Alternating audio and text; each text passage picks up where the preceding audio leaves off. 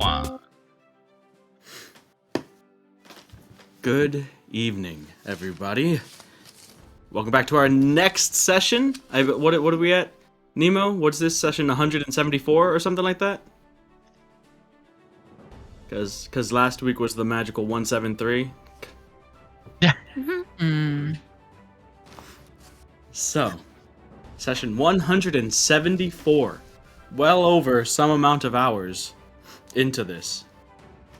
Last we left off, all of you aboard the ship, the Falfdemloth Nimue, were making your way from the Empire to Draconia. Having spent much of your free time, of which you have plenty,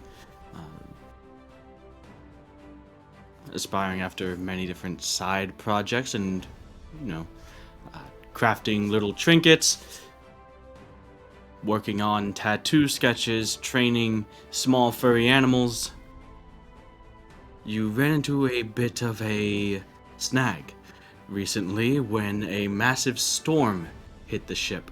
Fighting through it as you did, the captain, the crew, the four of you, as well as Nimue, working better together than you had in more peaceful times to overcome the storm, fight through it, and even escape the clutches of a massive natural phenomenon, a whirlpool that had formed in the wake of the storm.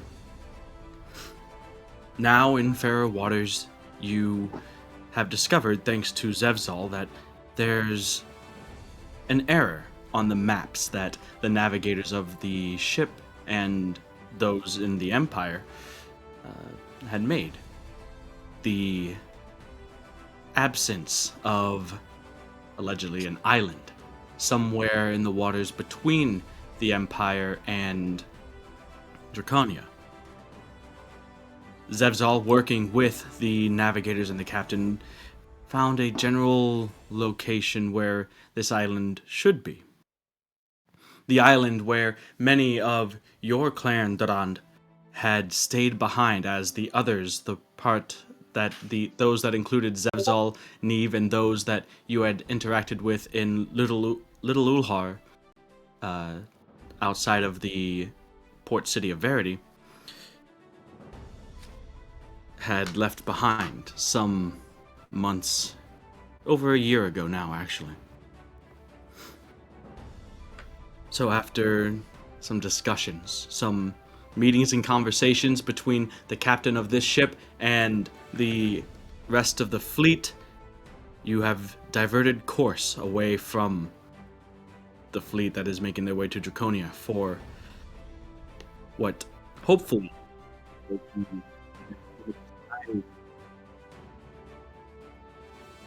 the hope is to gain intelligence from those who had bore witness to the attack on your home, Durand. Maybe some information that the Empire didn't have before, something that they could take going into Draconia, something that maybe might help them avoid disaster. Of course, that is the goals of the Empire. Finding the rest of, or what might remain of your clan, perhaps stranded, maybe, you don't know, is something else entirely for you. However, we pick up a little more than a month since your departure out of Verity. It's been a couple of days now since the storm, and the skies above have been slowly getting clearer. It's been pretty smooth sailing since. So, is there anything that anyone wants to ask, add, or inquire on? If not,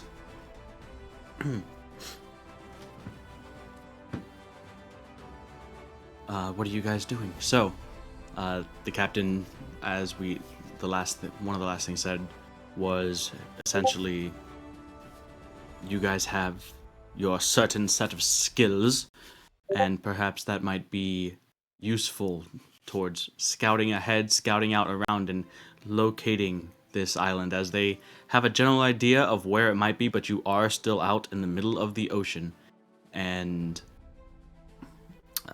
any additional help towards finding land would be nice, especially considering the storm had damaged and ruptured some of the barrels, many of the barrels that had been holding fresh water.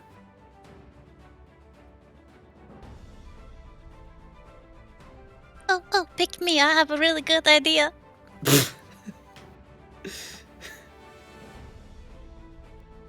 Okay. So I have to get Zabzal to put with at some point of like where people were building stuff on this island, right? Right. And then I Okay. can scry on it. I mean, after I have the memory, like he has to put it in the crystal, and then I have to look at it. Then I can scry there, because then they'll be familiar with it. Okay. Interesting. So you work with Zevzal. He procures the memory into the crystal. What was the last memory in the crystal? Has that been given back to Durand, or is that empty? Are you still holding the memory of his home? I didn't give it back yet. Would you have wanted to at some point?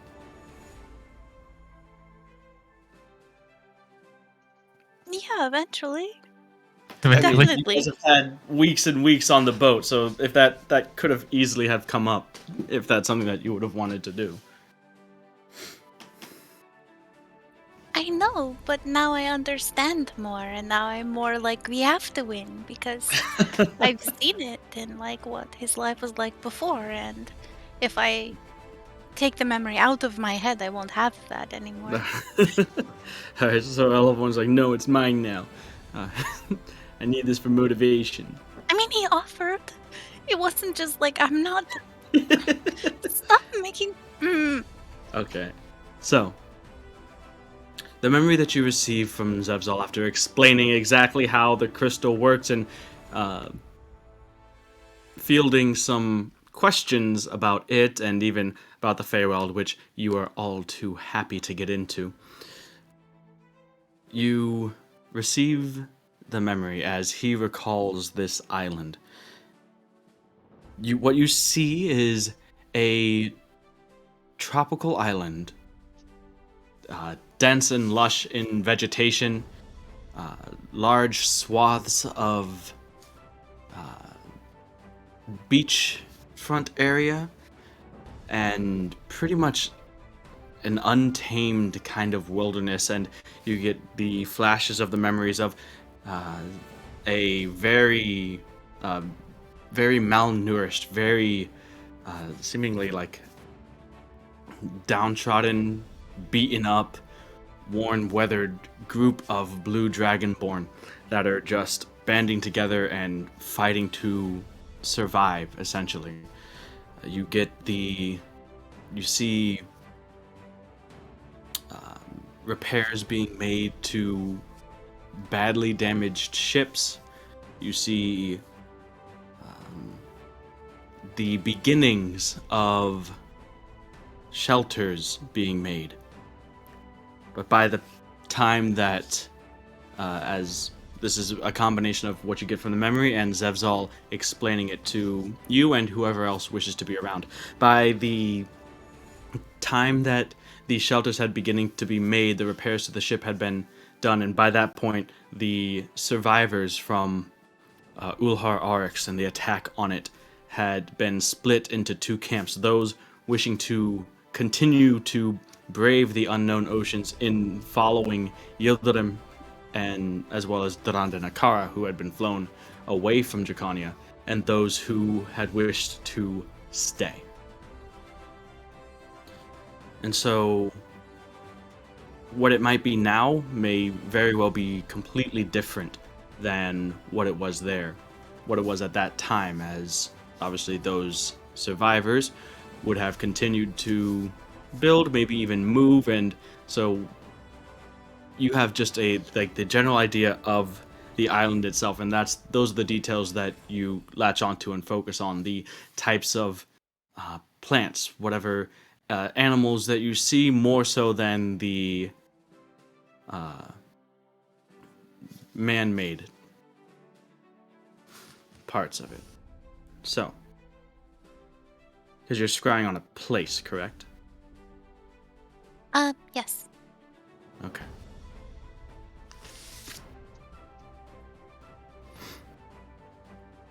I'm, again, not really sure how if this is going to help you find the island, but you can scry on it. It's not going to give you coordinates or anything, but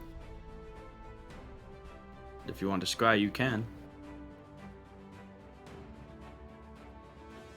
It's a 2-part thing. Or Okay. maybe 3 parts. I'm not sure yet. I'm trying to Alright. figure this out. Alright, so you're scrying now? Yes. Okay. So scrying, you see, you focus in on the memory and you focus in on the island, and what comes through the crystal goggles, through the silver mist as it clears, is a pretty similar, if not identical, scene as to what Zevzal had described and given to you via the memory. You see the island, you can see what looks like maybe old, months, weeks, if not months old signs of inhabitants in life. You can see where maybe some trenches and pits had been dug, some crude shelters had been made and disassembled, some had been left, some pieces left behind, some scraps of meals and makeshift cutlery that may have been made and discarded later. But it seems like the place that had been described and that Zevzal had witnessed, it seems as if the survivors, if they are still there, have moved on from that location. Okay. So, hmm. Um, would this now count as me being familiar with this location?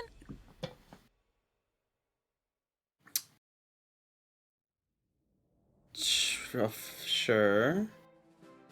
So then I can use Find the Path. How does that have a range? No. As long as I'm on the. Well, yes, it does. The same plane of existence. Oh, well, in that case, no, it's a different. No, yeah. What? No. Um, yeah, sure. So, after all of this, you have seen it. Does it say? Let me just read the spell just to be sure. Those were some hoops to jump through. Yeah.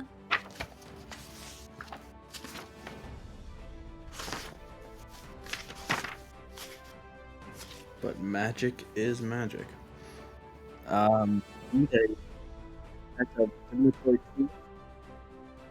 Such as bones, ivory, sticks, cards, teeth, or carved runes worth 100 gold and an object from the location you wish to find. I got a Zevzal here. He's not an object! Come on. What about the horse? I mean, that's not an object either.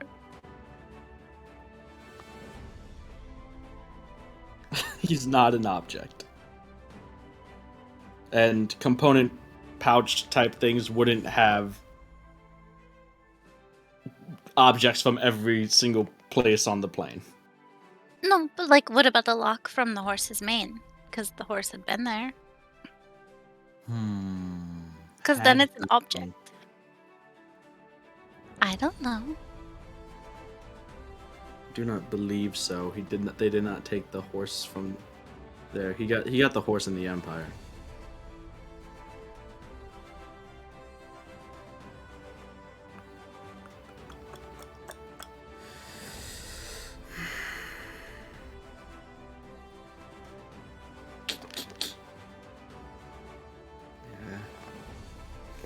You don't have the material components required for the spell, which are the divinatory tools and an object from the place. Even if you got the object from the place, you don't have the set of divinatory tools worth 100 gold.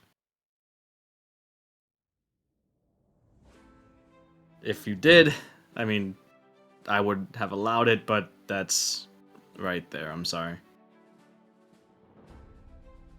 Okay, so just commune with nature a couple times a day. Okay. Talk to the ocean. Well, yeah, or You talk to whatever. the ocean? Holy crap. Can you talk to the ocean? More spells! Commune with nature. That's commune. Commune with nature. You briefly become one with nature and gain knowledge of the surrounding territory. In the outdoors, the spell gives you knowledge of the land within 3 miles of you. That's pretty far. I don't know how far boats go, so like this was my original plan, and I was like, oh, I have find the path, but can't use it, It so that's would have. okay, you know.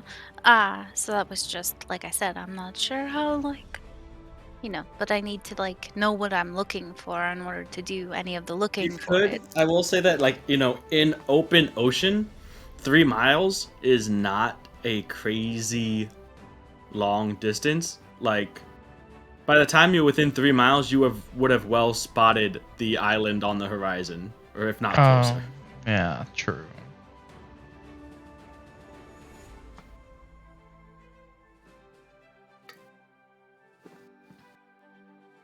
Okay, I really well, like that find the path I'm idea going too. to go harass Nerdion. Okay. And, well, Okay. first the Rond. Both. Okay. Yes, together. Uh, Dual harassment. Go. Yes. Okay, so I might be able to find a way to find where we need to go, but I don't have the stuff to do it. Like I need some kind of I don't know. Do you know anything about runes, either of you? Era might know about runes. I got to go find Era. Hang on. okay then. Hmm? I need like runes to help me focus on the magic that could help us find where we need to go. To your Like island. what? I mean, dwarven runes or elvish? Well, I mean, you could understand those, but what? I don't really know Oh about yeah, you that could kind. make elvish runes. Yeah. Can you? I gotta find something for you to carve it on, though. Has to be expensive. How expensive? Expensive. I don't know, probably pretty shiny, right? I mean, we could take some coins. Here. I don't know, I have some of these. Or, I don't know, what else would work? What do you think, Durand?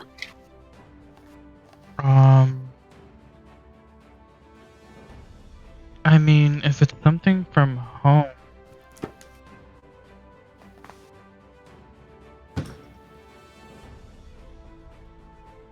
I mean, does it need to be from the land? Because Well, I mean, if Zevsal has anything that's from that island at all. No, it's a stretch. He wouldn't have taken trinkets and souvenirs. That wasn't on the forefront of his priority list. so the island. Yeah, I don't think either of us. No, you've never been to that island, so. Right, exactly.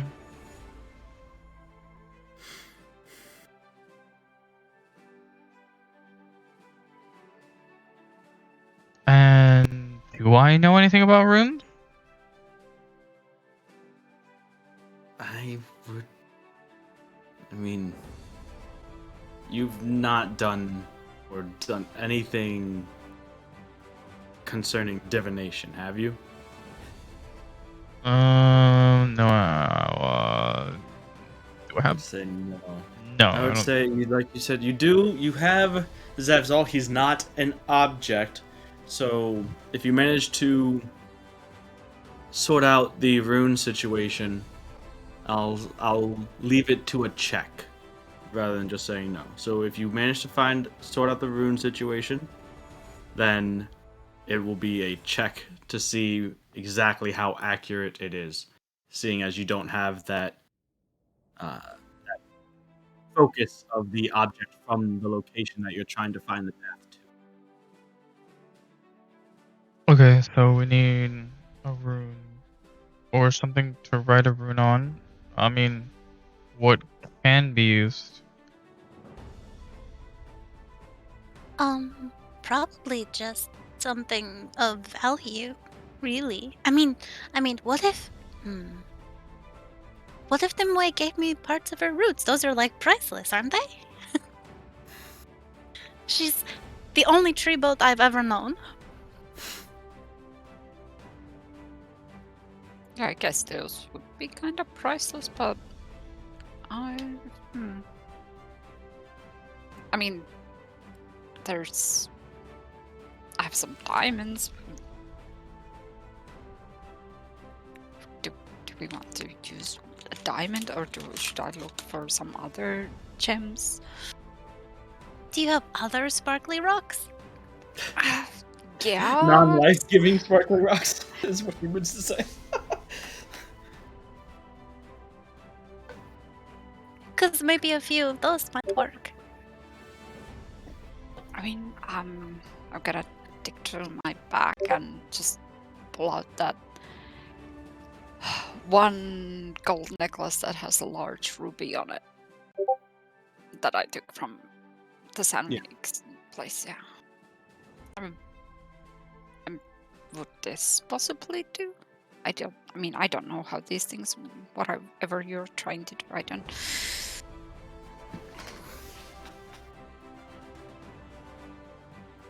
It looks expensive. I mean, I'm gonna kind of like take a quick look at it. I'm not gonna go like too detailed looking into it. How much is it worth approximately? It would suffice for what a level 1 needs it for.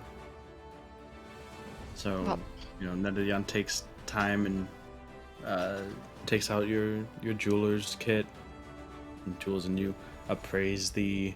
We would give it a quick, not an exact thing, but based on what level 1's been saying, it should suffice.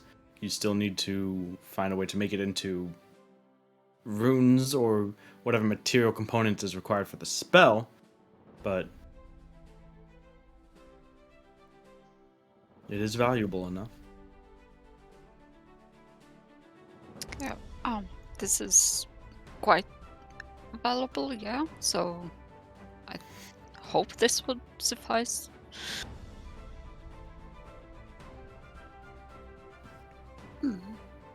Well, okay. Is that okay? Were you saving this for something else? No, I wasn't. No, probably was gonna just sell it eventually, or maybe turn it into something else. But this.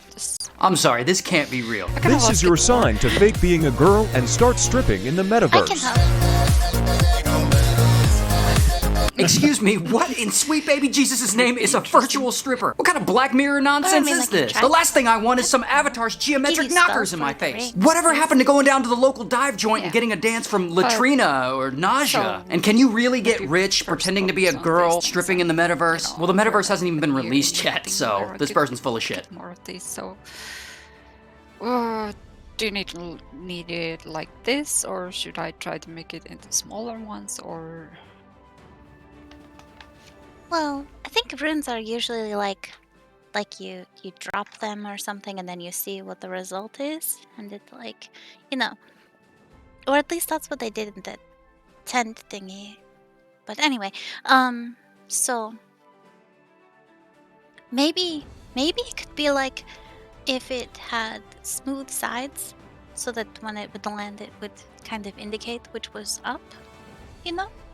That might work. Yeah. How many do you need?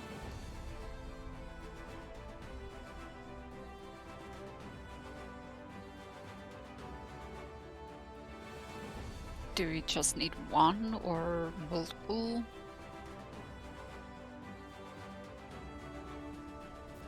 One could be like yes or no, right? True. Which way do I go? Yes. No. We're going the right way.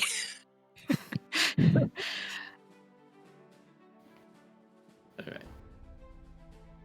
So, as far as, crafting or cutting the gem into, the usable shapes and stuff, you're perfectly capable of handling that in Netadion.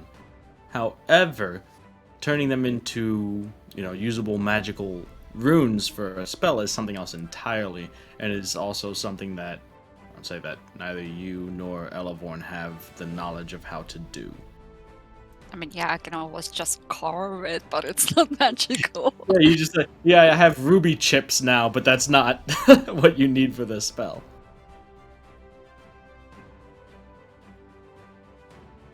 Okay, so we have a plan, and now we need an era.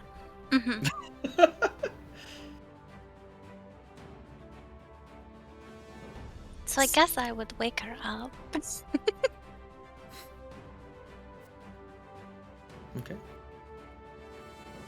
Are you like gonna stand and watch me sleep? Like, how is this going down? Are you busting through my door? Like, specifics. Just Yeah, probably stand there awkwardly for a few seconds, and then be like, Era, are you awake?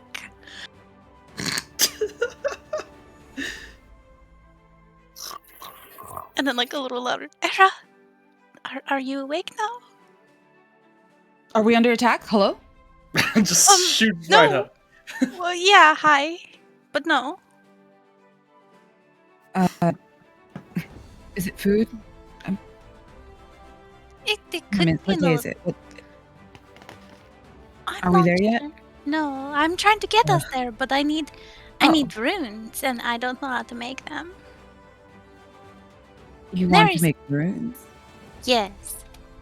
But why do you want to make runes? And what kind of runes are you looking to make? Well, I need a moment. I said I need a moment. Everybody, please let me get ready. Okay, I'll wait outside.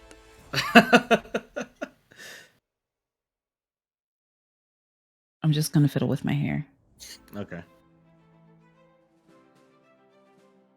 All right, I'm ready. So, what exactly is it that you need from me?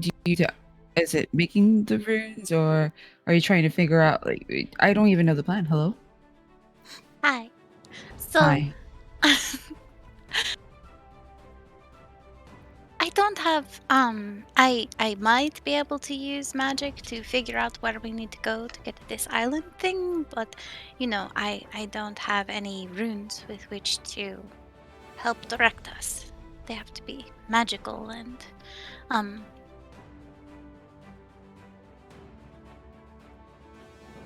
yeah, I don't know how to make runes. Hmm.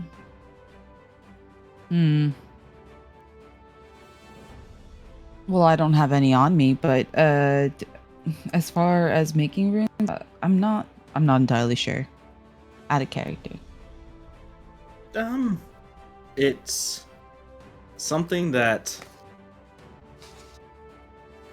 you've seen used on occasion. It's Yeah. definitely something outside of your school of magic, generally speaking. It's more used primarily by diviners for divination, obviously, and to a lesser extent, I would say enchanters.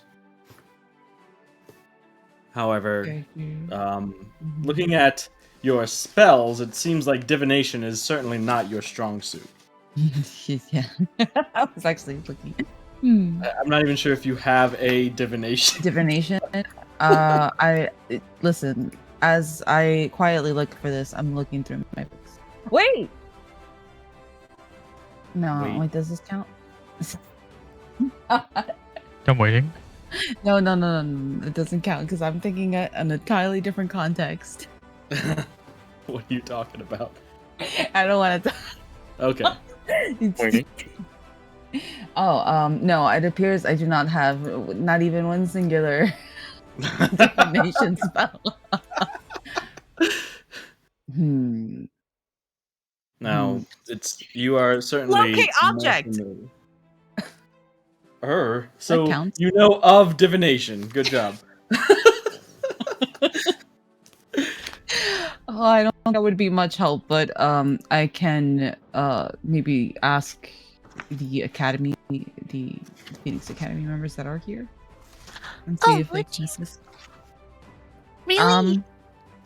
I- Yeah, it should be to ask them. I don't think I would be intruding on anything after everything I've been doing for them, anyways. Let's just see if they're useful as I currently am not. Anyways, I will go look for them. Oh, thank you, thank you, thank you. And Elborn's like bouncing around because she's like, So it is before they're normally awake, as they normally are awake for the later afternoon and evening shifts. So just like you were, they are probably also sleeping right now. However, you could certainly find and bother one of them if you wish. So, which one of the four do you choose? There is the Grand Transmuter's assistant Lanissa, the leader of the team here. There is Necromancer Tahir, Enchanter Vandar, and Abjurer's assistant Layla, the one who you had seen and talked to before. Surely the necromancer would know more about divination. Sorry. I will go to Lanissa because if anything, she could probably also just direct me if the other ones have. Anyways, yeah, I'll go to Lanissa. Alright.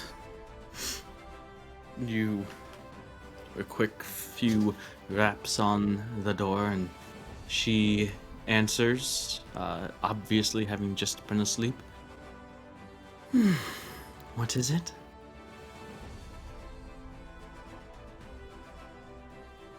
I also just kind of woke up. I'm sorry, I know the living very well. Well, when you have a chance, I'd like to ask a couple of questions regarding runes. If you are familiar with them, I know it seems sudden and out of the blue, and that's because it is. It doesn't have to be right now if you prefer to go back to sleep. But if you want food, I'll go get you whatever is available in such a very limited space. What is it? If it was important enough to wake me up, make it quick, or I will...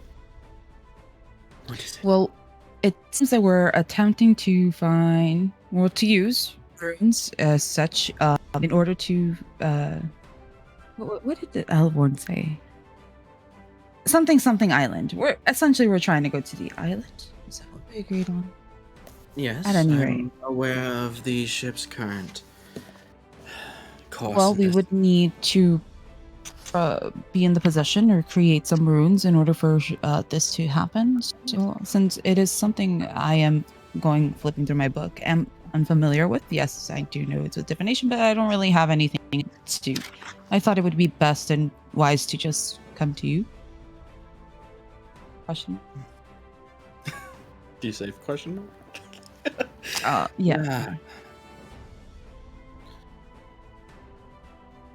One second. Sorry. I'm looking at magic stuff. Magic. Magic stuff.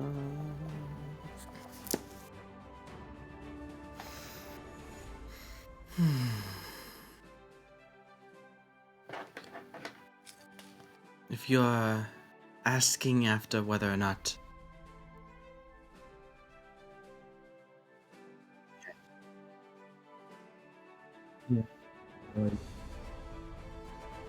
how you could make ones for yourself.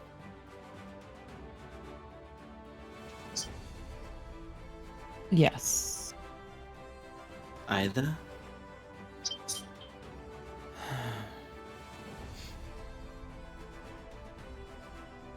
I would speak with... One second. I would speak with Vanda. If we have any, he would be the one holding it. Otherwise, it is more in his proficiency, should we not have any and you need assistance with him, and it would allow me to get some rest.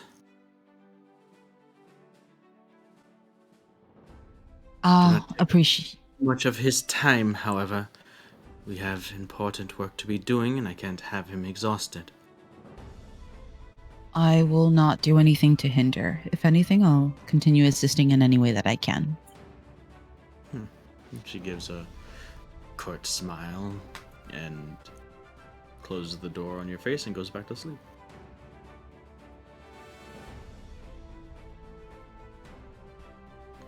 I should have brought her something, but well, kind of envious. She gets to go back to sleep, but the day goes on. The day goes on. So, searching out Vandar, who is not too far away, actually the next door over. Oh, Go to. No, yes, continue. So you are going to find him, right? You're not.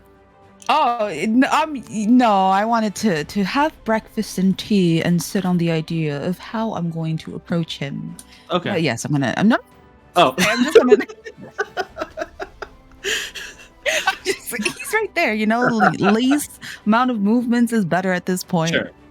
All right. So again, you go through process, go to the next door, knock, wake him up, and he comes to the door. Less put together somehow. The half orc is standing there now. He looks like he was right in the middle of his sleep. He gives a big.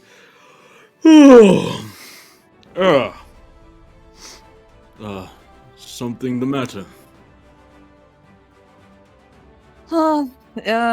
Something that you could probably help me out with. I'm so sorry to disturb your sleep. I'll make it up to you somehow, I promise.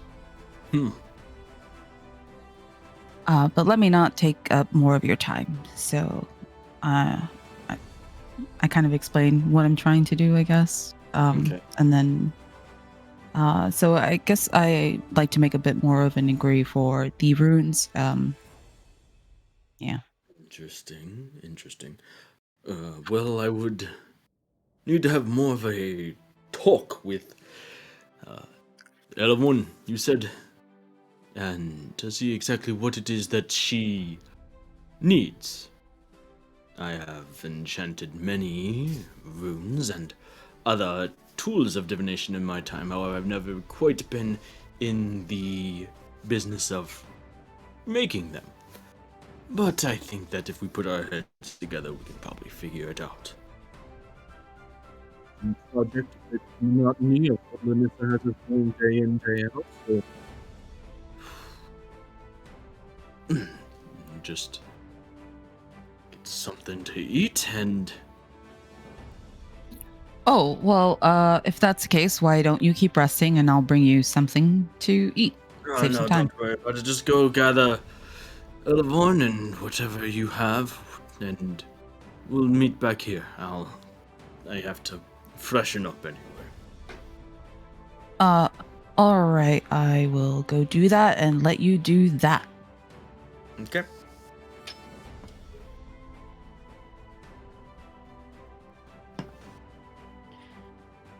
I guess as I walk, from take a few steps away, I'm just going to use that lovely bracelet that I wear so elegantly on my wrist and communicate with Elavon. That you wear it good. The bracelet wears on your wrist. That would be much more awkward if you guys wore it on. If it was an anklet, What do you mean? Just lifts your leg. I just subtly raise my leg to my lips and. Nothing weird. Nothing weird going on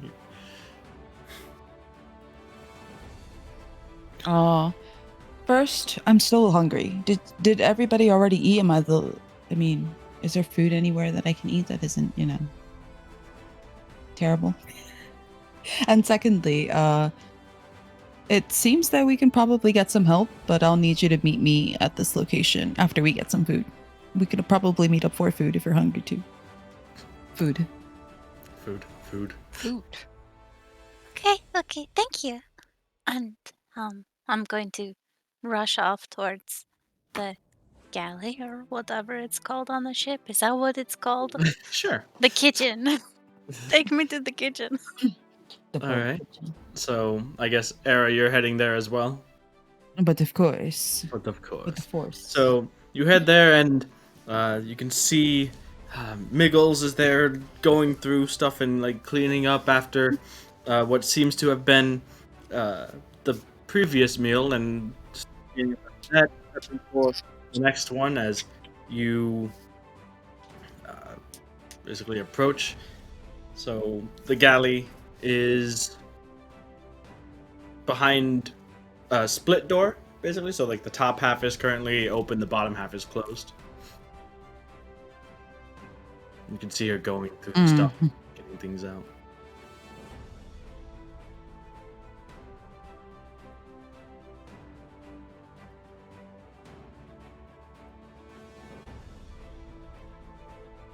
Would I have to order? Oh my god. How have I been eating? You don't have to order, no. Excuse me. Can I have a steak, please? I'm sorry. Medium rare, if you would. All right. Am I with Elevorn at this time? You would have been closer than Elevorn, so she might be coming down at this point, but you're just kind of staring through the window thing now. I'm not gonna stare. I'm gonna take action. I'm gonna approach. Okay. Yes. What are you doing? I would like to acquire said food Well, with the least amount of communication as possible. so Therefore, I you wait just, for so you Elevorn. just food. No, that's. That would be the Listen, least. I need to have a little bit of fun. Food. Well. Hello. Yes. Can I help you? Good. Good morning. What? Well, I suppose maybe for you. I've been up and at it for hours now. What brings you down to my kitchen? I mean, I just woke up, so really was looking to. grub Time on to wake something. up. We're right in the middle of a shift. Well, yeah. I mean, I'm on a different shift, I guess. So, how can I help you? Quite busy. Oh, wait. What are you busy with? I'm sorry. I'm just looking. Oh, nothing. Just feeding the entire damn crew is all. Don't worry about it, though. Oh, well, I happen to also be a part of this group you're talking about. Technically. So you would have been fed at the previous meal had you been awake, or at the next one should you still be awake then. Hold on a moment. You're the one that saved Bick, are you not? Maybe. Yeah. Coming to mind, the person rope snap flying. Yeah, off the ship. Not sure whether I should reward you or withhold meals for that. Well, it's not the first time, and the only reason why anyone bothers coming down here is if they're trying to snack some extra food between meals, so if that is your aim here, just say that and save us both some time. Well, I am looking for food, but or rather to eat something. I'm sorry. I know it's a little bit rude. It's just I'm still not. It's fine. And she walks over, and you can see some stuff that, maybe leftovers from the previous meal. Just whip something together real quick. It's not hot. It's, can't be much worse than what it normally is. Yes, don't go making a habit out of it, and don't go telling anyone else that I'm doing this. Can't be dealing with all of you all the time. I'll keep it a secret. In the meantime, is there anything you need assistance with that maybe I can help out? Really? Don't you go offering that. I'll keep you down here all day. Well, I'll make sure to stop by more often then and offer assistance. Oh, you don't know what you're getting into, girl, but we'll see.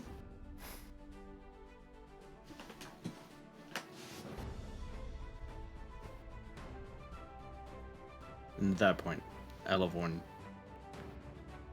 comes down, and the two of you encounter as you're turning away with your handful of food.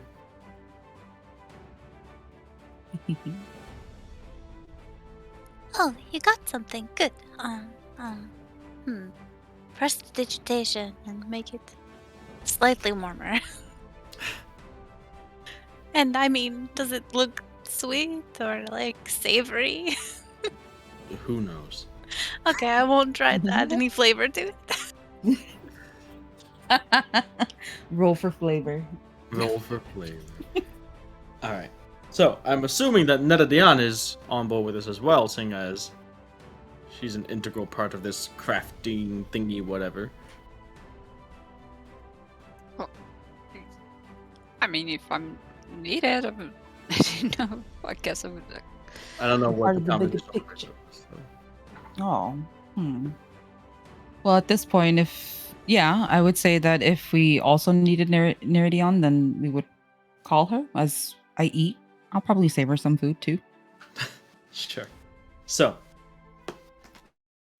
you all congregate. You go to Vandar's quarters, who opening it up and going in. It's, tight like the rest of the birthing area, and he's currently up. It seems like he splashed some water on his face and kind of turned away from everybody. In one of the hammocks, you see Tahir, the birthing. They have a small, slim table that's built into the wall, and there you can see a number of different implements, inkwells, quills, bits of parchment, and just general magey stuff going on there. As you again explain what it is that you need, what it is you want, Elevorn explains to him the goal in mind here, and Netadian, you produce the gem. Looks at it and a bit unorthodox for the runes, but if you could cut them in the right way, I feel like we could make this work. And Well, what is the right way? I mean, just can you draw? I can then start doing it. yeah. So he gets out a fresh piece of parchment and from his memory draws out the types of runes that he is familiar with. Basically, coin-like shapes, except more geometric. Okay, I'll start doing that then. Alright. And probably want to do this quicker rather than not, as we're on a bit of a time crunch when it comes to finding this place, so don't have to make it pretty. If it works, it works. In the meantime, and he begins to speak with Era on the magical end of it. So, what I want for this is Netadian to make a jewel crafting, a jeweler's kit check with dexterity, and then Era, you can make an arcana check with advantage since Vandar is here helping out. So this is the process of creating the runes.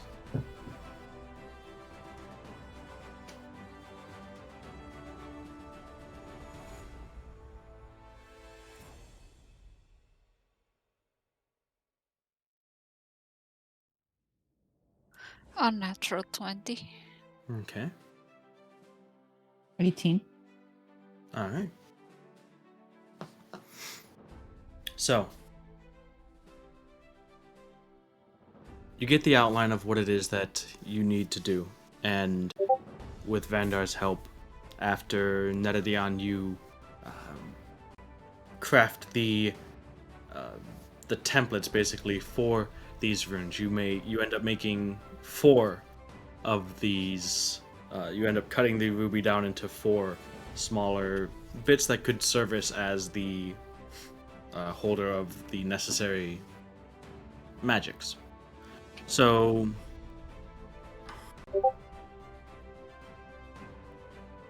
working throughout the rest of the day, a combination of both, Netadion finishing one, handing it off to Era and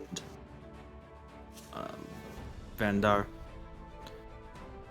You guys finish a set of runes that could be used as divination tools by, I would say, maybe 1, 2 in the morning.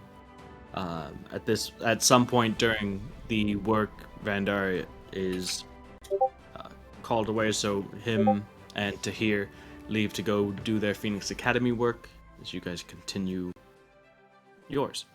So, about 2 in the morning the next day, Elavorn, you have your set of ruby runes.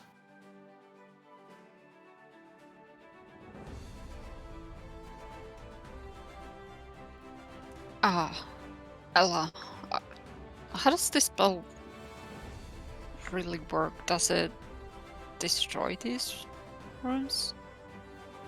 Oh, no. They just help me focus the magic that I have to use. It's kind of like, I've talked to nature before, and it's kind of directed us, but the ocean is much bigger, so it needs more focusing, or, yeah. Yeah, I mean, I was just wondering in general because, if this would break, then eventually, if you ever want to do the spell, we would need to find something new, but if they don't break, then we don't have to find new gems or anything to make new runes, and just saves us less time.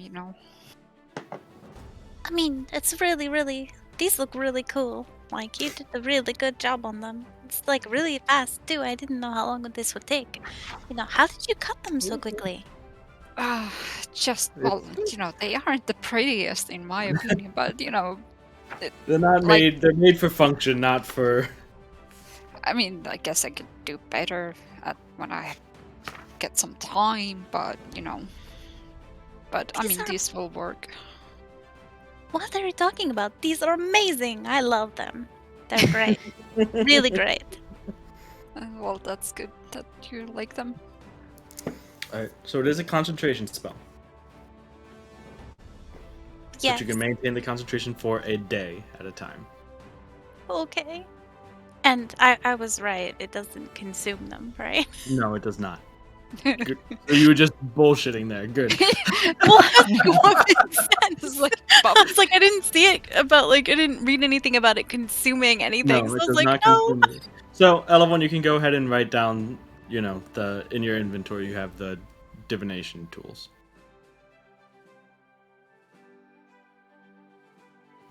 Parentheses, ruby runes, or whatever. Anyways, at this point in time, after working through the day and most of the night, Netadion, Elavorn, Era, you're all pretty tired. Unfortunately, Era, this is kind of messing with your sleep schedule, as this is the time that you would normally be awake with the Phoenix Academy. So you could either tough it out and wait till and try to get back on, or just call it a day and go to bed. Oh. Well, guys, do you guys need me for anything else? Well, I don't think I need. What about you, Ella? This is really. Thank you for this, too. I mean, Neri carved them, but, they wouldn't do anything, really. I mean, they'd be pretty still, but. Thank you. I'm happy I was able to help in some way. Now, make sure nobody enters my room. Or my space, I guess. I'm gonna go to sleep.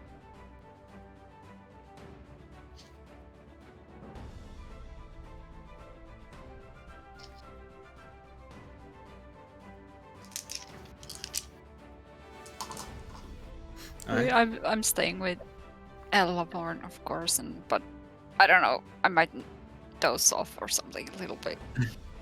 Alright, so are you casting the spell, Elevorn? Yes.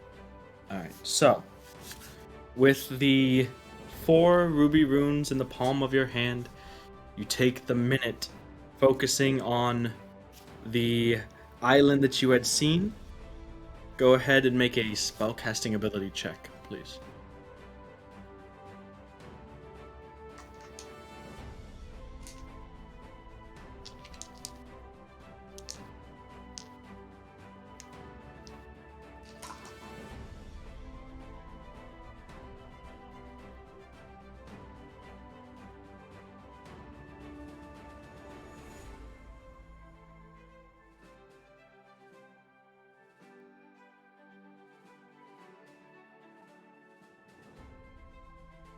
It's 18. Okay. So as you cast the spell, Netadian, if she hadn't dozed off, would notice that the 4 ruby runes in your hand begin to glow very faintly. And over the casting of the spell, and when you finish the spell, one of the runes in particular begins to glow a little bit brighter as the other 3 dim. As you get close to finishing the casting of the spell, you can feel a vibration from the runes as they seem to jitter and jump very slightly in your hands. At the end of the spell, that sort of jittery jumping causes the runes to basically zip together in a straight line in your palm, with the rune that is glowing brighter at the forefront of your palm.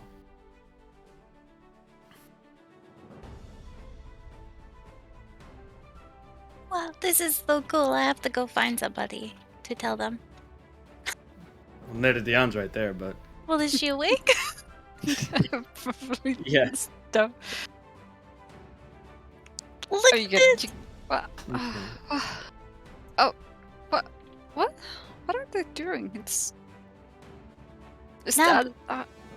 that's how it's supposed to work? I guess so. I haven't done this before. But yeah, must be this way. I should find somebody to tell them. So as you move, Elevon, with the runes in your palm, the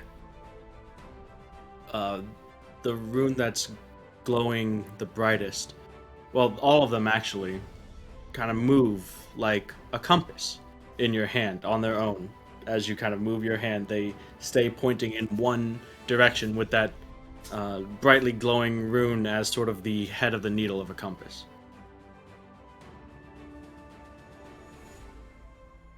Okay. Well, if you wanna, whoever you're going to find, I mean, I can open doors for you and stuff, so you don't, you can keep an eye on the runes.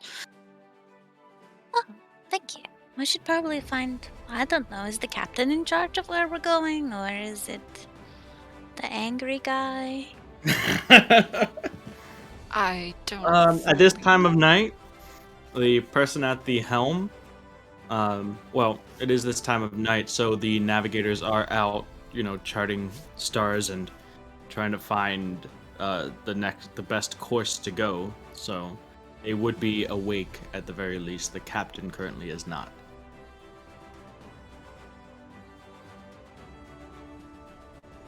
Okay, I guess we'll go try. We'll try to find them then, the navigators, since Okay. we'd probably be aware of this, kind of.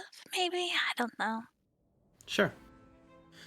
So, are you looking for Yavelda or Hunsid?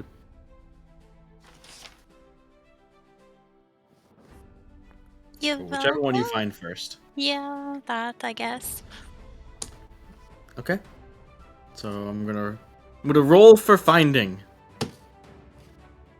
Yavelda. Fine. What? You Roll want to to roll? find. Roll to find. So you see Yavelda out there with her basically wooden kind of clipboard thing with the holder for a low lit and low burning candle to her board of charts and maps and the like that she carries around with her at night.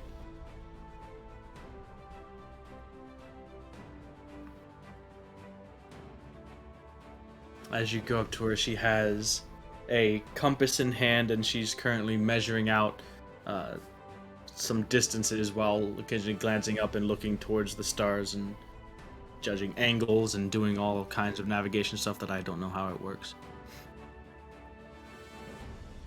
Hello.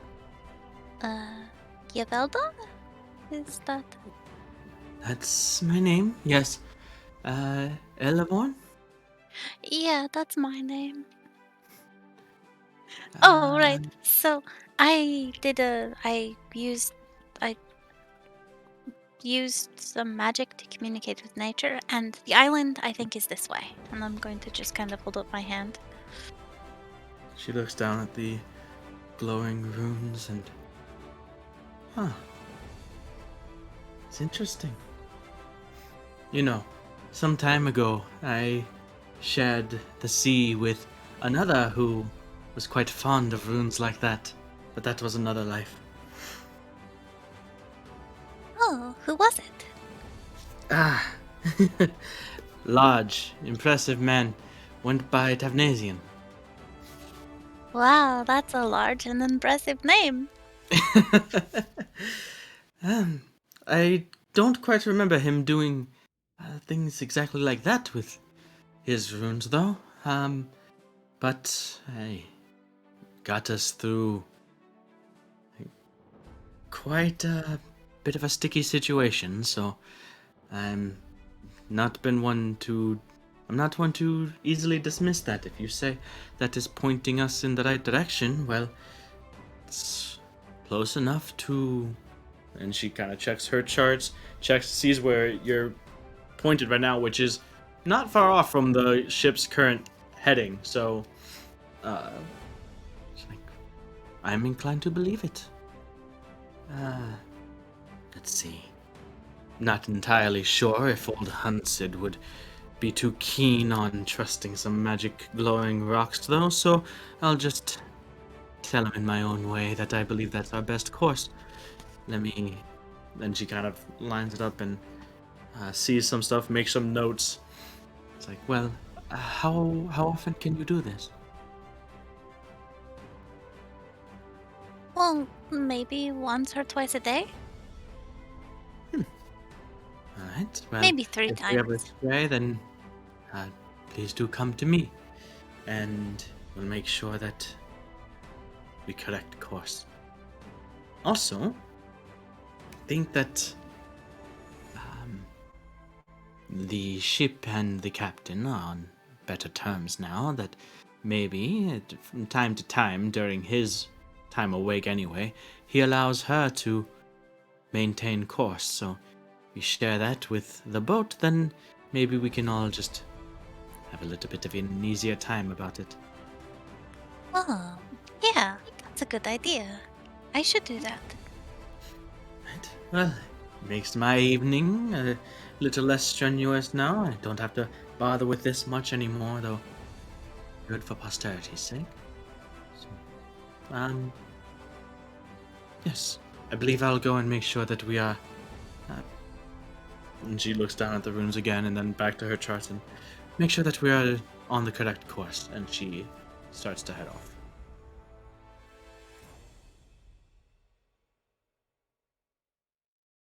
Okay, so I guess I would turn to Nerida and be like, we should go, like, maybe away from where they're doing these measurements and see if I can talk to Nimue.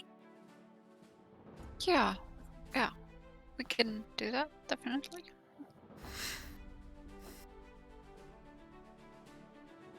Okay. So, I guess maybe towards the bow, unless we were at the bow. I don't know. I imagine they were near the... I don't Sure. know where anything is, but yeah, the tree on the ship, Near the tree. Okay. So we're like, Nimue, are you awake? I mean, do you sleep? I don't know. I should find out. So, as the roots grow across the ship and take the form of the dryatic form of Nimue. Hello, Elevor. Hello, Nimue. I'm sorry if I woke you. Don't know if you sleep though. Not in the same way that others do, though neither do you. This is true. So I used some magic and it says the island is this way. And I hold out to my palm. Mm-hmm. Well, I have found that taking liberties with the ship, with myself, sometimes upsets people. Oh, yes, I don't want you to go against anybody. I just thought maybe, you know, you could help keep us on track, for not headed towards, maybe we could talk to the captain about it when he's awake later. All right. Well, as long as you're around, if I ever begin to stray, just let me know. Thank you. And the roots unfurl. So, you guys are on course for Uncharted Island.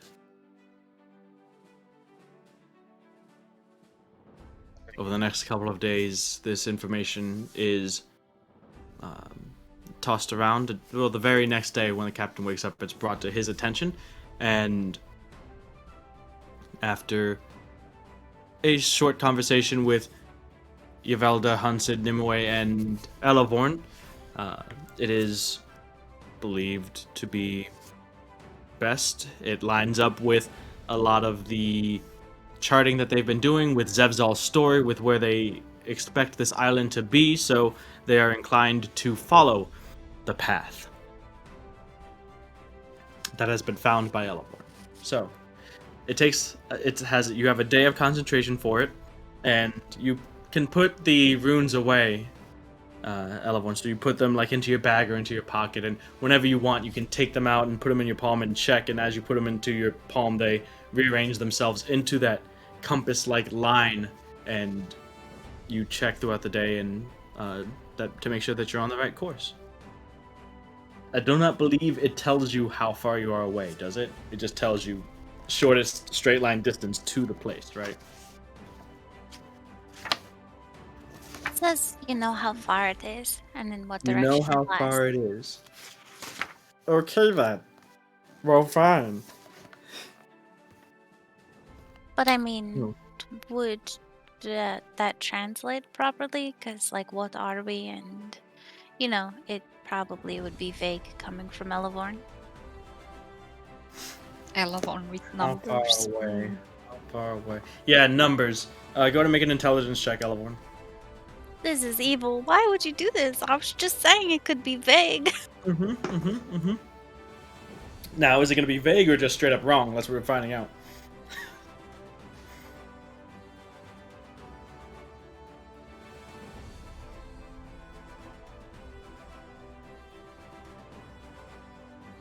Well, I rolled a 16, but it's actually like 14, so. Okay. So, you are somewhere in the neighborhood at this point of 12 to 14 days away.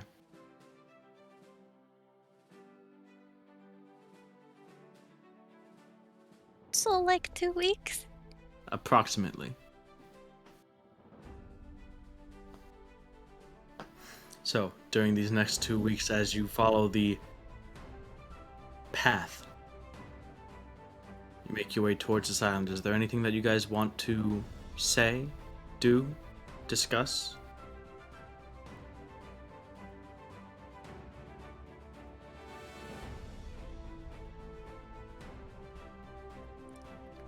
I have a random question. It's a little Yes. silly. Since I was scrying on the island and I have my own memory of it now, would I need to keep the memory that Zavzal had? And could I give that back to him? You could, yeah. Okay, because then I would still have scryed, so I Yeah. have my own personal memory Yes. of it now. Yep, that's how that works. Okay. So no more recollection of what it once was, but what it is as far as you know, is what you got. Everyone good? Well,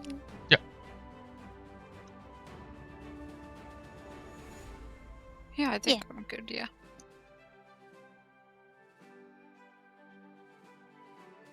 Elevorn? Era?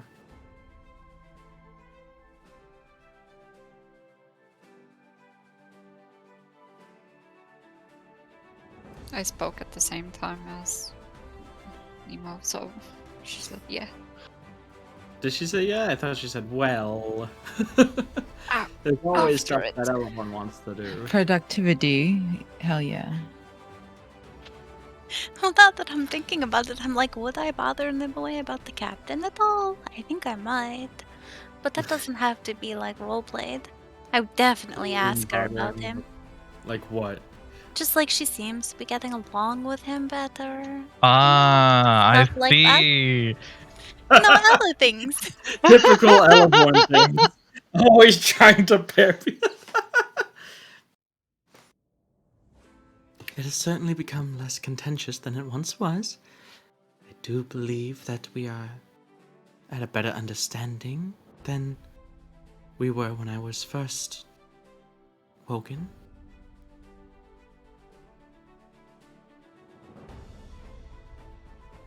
Well, that seems good. I mean, does it make you happy? It certainly is better than it was before. Well, I mean, we got each other through that storm and that whirlpool. Put a lot of things in perspective, a lot of things that I thought I knew that turns out he knew better, and vice versa. I think we both understand that. It allows us to work better as a team. You do make a pretty good team. In other words, just kind of grinning.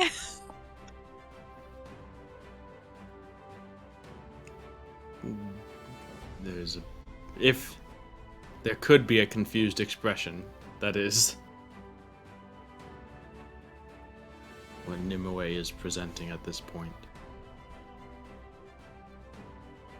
No, I mean, it's really good that you're getting along better. Yes, I would rather get along than not. That is true for everyone. You know, I think you're probably right. I mean, there are some people who it seems like maybe they don't, but I think sometimes that's just a misunderstanding.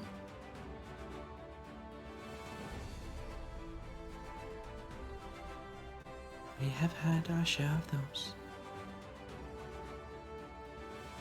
However, I'm more interested in where we are going. I've Oh. not experienced land for quite some time.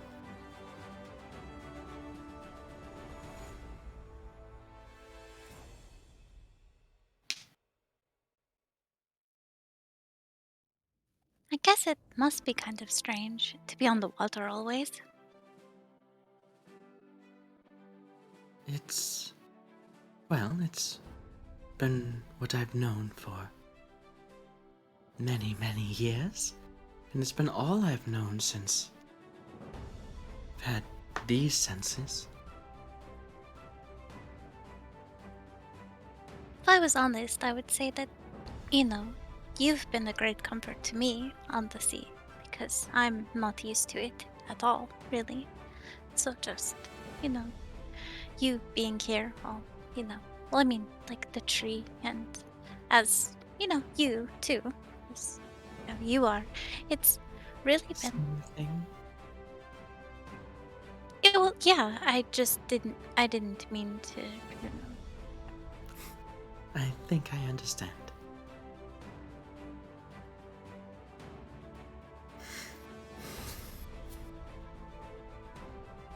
So, as the days continue, as the fresh water begins to run low, Drand, as well as Svankrid, and I think Elavon, you can do it too? I can just straight up create water, and I was thinking that maybe That's what I was- Elevorn would just kind of be doing that occasionally, like sneaking down in there or trying to. There's you no need know. to speak. At some point, it becomes quite necessary for the three of you to assist in that way, just to make up for what was lost during the storm. Though with three of you, that's a lot of water coming in, so maybe it's not as pressing as once thought. However, one evening, maybe about 7, 8 o'clock at night, there is the call of land from the crow's nest. Those of you that are awake would notice that the ocean around, especially in the distance towards this vague silhouette of an island, is pretty foggy. There's a pretty heavy fog that has fallen over the ocean as you are traveling, continuing to follow the path as laid out by Elevorn. But at the call of land, pretty much all hands on deck waking up. You see people manning the railings of the ship, checking the depth of the ocean with ropes with sort of like a weighted anchor attached to it, and markers of tied off ribbons or sheets every so often to mark depth as they check the distance between the hull and the ocean floor as you get closer and closer to land. At some point, the island does come into more view, and it does look familiar to you, Elevorn, as well as Zevzal, who is standing alongside you, Drand. So you guys are getting closer until at one point the captain gives order to let down the anchor and that you guys are going to go ashore on small boats, as he doesn't want to run the risk of grounding the ship. As he does this, Nimue comes up next to him, says, "I don't believe that will be entirely necessary, Captain." What do you mean, Nimue? I believe I can find a way to get us to shore myself. And the captain seems skeptical of this and is hesitant. As shallow waters plus ships normally do not make good friends.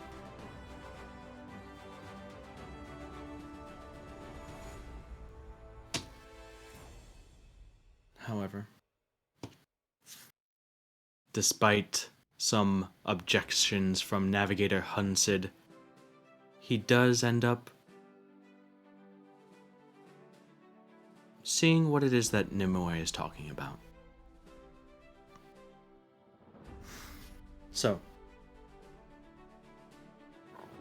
as the sails are raised and the oars are manned for a more controlled approach to shore, control of the ship is essentially given to the ship itself, to Nimue. As you approach the island, the sun having been set, not much light to see by, The moonlight is obfuscated by some light cloud cover, and the fog is not incredibly dense, but thick enough that it does hamper vision to some extent. But as Nimue gets closer and closer to the shore, past the point of where any ship probably should be, she continues. The feeling of riding the waves that you guys have been accustomed to over the past month and a half now changes to one that is sort of akin to a fairly smooth carriage ride. As you would have noticed the roots along the ship growing and kind of entangling with one another, essentially forming something akin to tank treads along the side of the boat as the ship itself crawls its way onto the beach.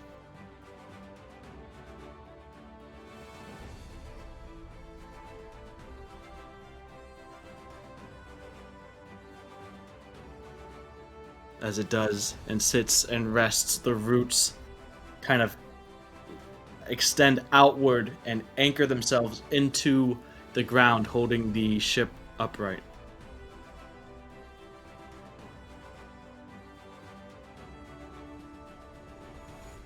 The four of you, as well as Svenkrid and Zevzal, after, well, Zevzal's kind of just like, well, that's pretty crazy. Did you know the ship could walk? You took the words right out of my mouth. I mean, why don't we just... I mean, wow. Huh. I shouldn't be surprised. Shouldn't be, but, I mean... Huh. Well, anyways, I guess what are we waiting for, huh? How do we get down from this thing? Svenkrid chimes in. Is it wisest to leave now? Instead, wait till morning, where we have more light, perhaps?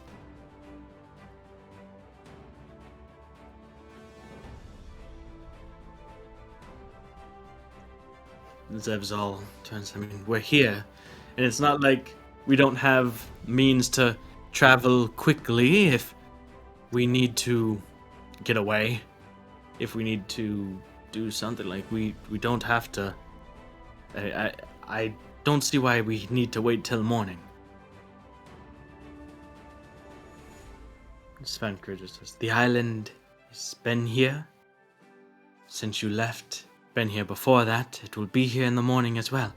I see no reason to be too hasty. And eventually the stalemate turns to the four of you. So, what's your call?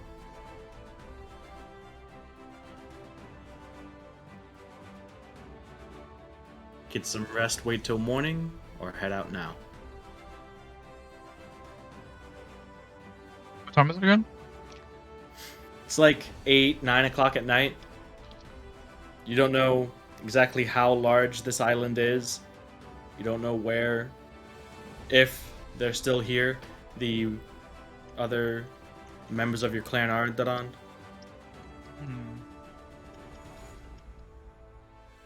I'll go. No one else has to come if they don't want to, but I'll go.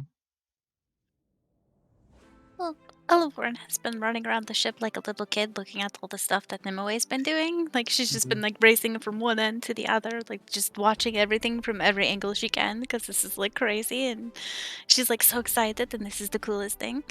You know, one of the coolest things. She's like, I didn't know she could do this. It's really...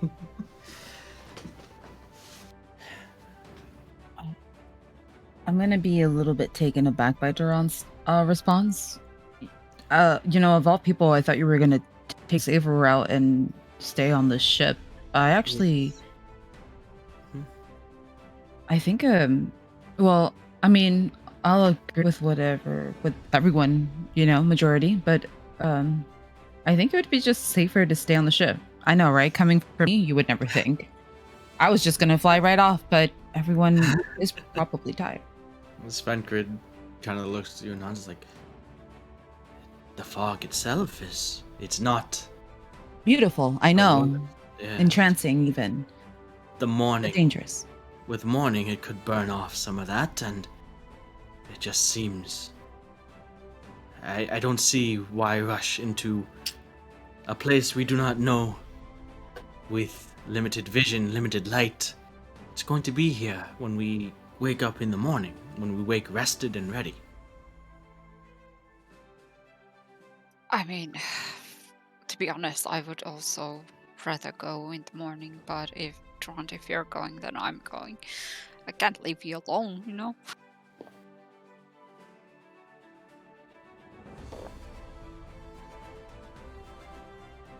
Zevzal stands next to Duen. Well, whenever you're ready.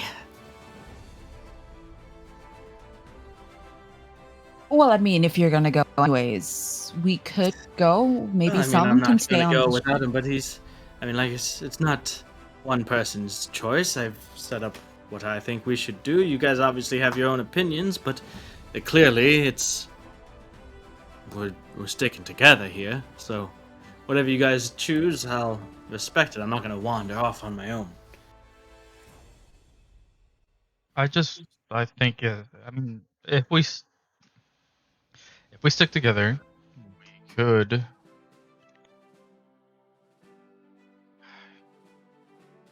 go about the place with a smaller group.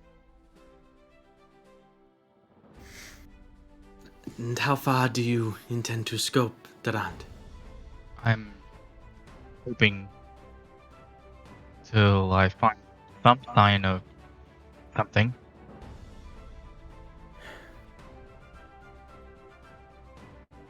I don't want anyone that doesn't feel comfortable to come if they don't want to. It might even be easier if it's less people. Wait, uncomfortable. Who's uncomfortable? What's going on? Oh. We're talking about whether we should go out now or wait till morning. How much do you think you could scout ahead, stumbling through the fog and darkness?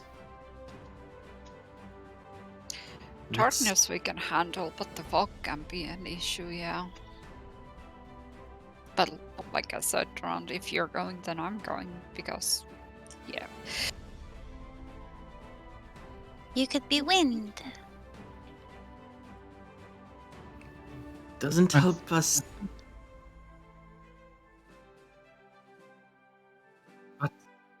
We could miss something. I voiced my concerns.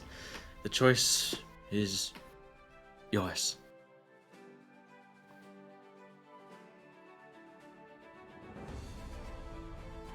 Zevzal doesn't want to be wind. No, Zevzal's fine. That was Svenkrid. Svenkrid's the one that says, So basically, Svenkrid's like, it's foggy, it's dark. Whatever progress we make here, we're gonna get tired, and we could cover more ground when we can see better in the morning and when we're not tired. And Zevzal's like, let's go now because we're here now. So it's up to the four of you. Let's just stay till morning then.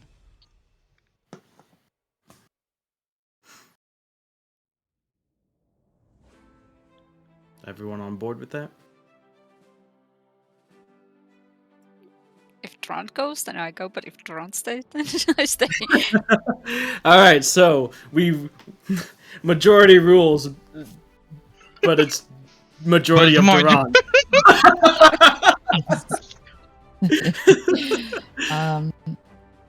Right. Yeah, I'd say get rest, and then we could always have like an early start. So as everybody on the ship has been awake for the past few hours, basically manning the ship for coming ashore, checks are being made throughout the night as you guys rest. Individuals do make their way who down said I'm off the resting? boat. What? Who said I'm resting? Okay, fine. You're just staying awake. Do you want to take a point of exhaustion, or Take a point of exhaustion. is that what What you if want I to do? told you I'm going anyways Oh, you're just no, going no. anyways? You're just sneaking off on your own with Zevzol? with Zepsol? No. I was gonna sneak off. I mean, I really know Diana was gonna do a little bit of scouting. I was gonna sneak. Everyone was gonna. So you all just Imagine. say we're going to bed, and then everyone sneaks off individually.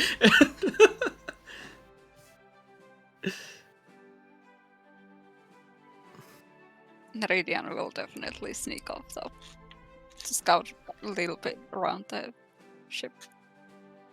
Okay, so just around the ship. Yeah, a little bit of the, because it's still, if it's still foggy and stuff like that. I mean, I don't want to go too far from the ship. Okay. Unknown territory. Sure. So just getting like a sort of feel. You're on a beach, and it's pretty cool. Like it's obvious that it's no longer summertime, and you're kind of getting into the cooler months here, and it's also a bit cooler than you're used to. Seems like the climate in this area is a bit chiller than the Empire and Brushburn and what you're used to. You scout around a little bit. Obviously, keeping the if you're keeping the ship within sight, there's not too much. It's kind of it's an interesting feeling having solid ground but beneath your legs again. So that takes a moment to get used to, and that's kind of more what you are experiencing now than like kind of scouting around. It's like, okay, got to get my land legs back first. You have, if you're not going into the tree line at all, you do notice though that the trees here, they aren't any types of plant life that you've seen before. They are foreign, they're strange. The leaves are a lot larger than any leaves that you had seen before, like just huge like paddles of leaves hanging down from the trees themselves. Occasionally you do see reflected by the moonlight pairs of eyes from the nocturnal denizens of the island peering back at you from the fog and from beyond the tree line, but not much. It seems like, maybe what you would have imagined a deserted tropical island to be. No signs of other intelligent life, as far as you are aware. Delanda, are you doing kind of the same thing, or what are you doing? Oh no, I'm going further.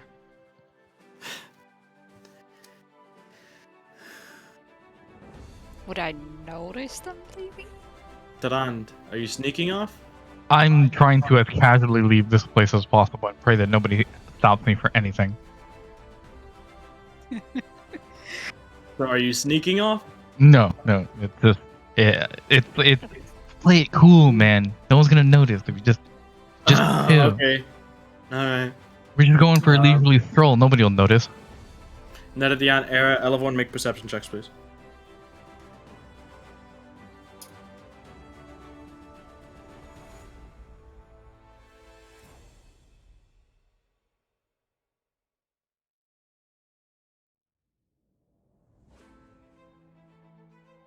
Eight. 3. Era's asleep. No! Literally. Wait, whoa! I'm up at this time. Okay, fine. You're asleep. You're like, okay, we are getting ready to go in the morning. We've all agreed, and certainly no one will break that. So I'm gonna get some rest so I can be a contributing member of the team in the morning.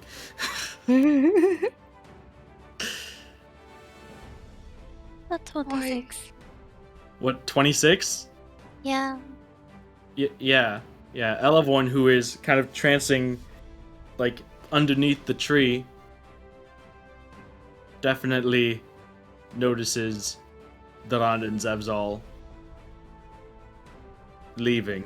And you had seen Netadion kind of go down, and a bunch of the crew have been coming up and down Nimue, like raising and lowering people and different bits of cargo and tools that are necessary up and down with her routes. You saw Netadion go and kind of come back, and you like scout out the beach area. You noticed Daran and Zevzal descending to the ground, and you watch as they pretty much head straight for the tree line and into the jungle.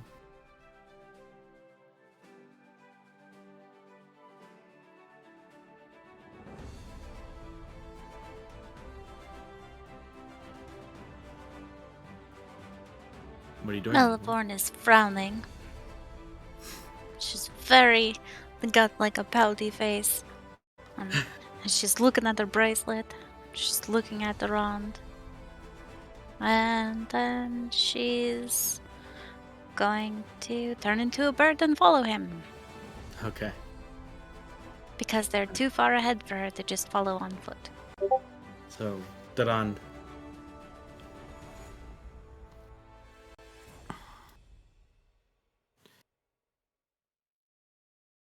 How far do you intend to go? What are you intending to do? You're just walking around at night? Are you having no intention of going back to the ship after you do whatever you plan on doing here? I mean, I said I wanted to find something. There's a lot of something around, like The signs of civilization. And once I'm relatively far away, if I could pull a trick from my hat, I would like to bring Gildy. Sure. So, go ahead and make a perception check with disadvantage due to the fog. I can't say.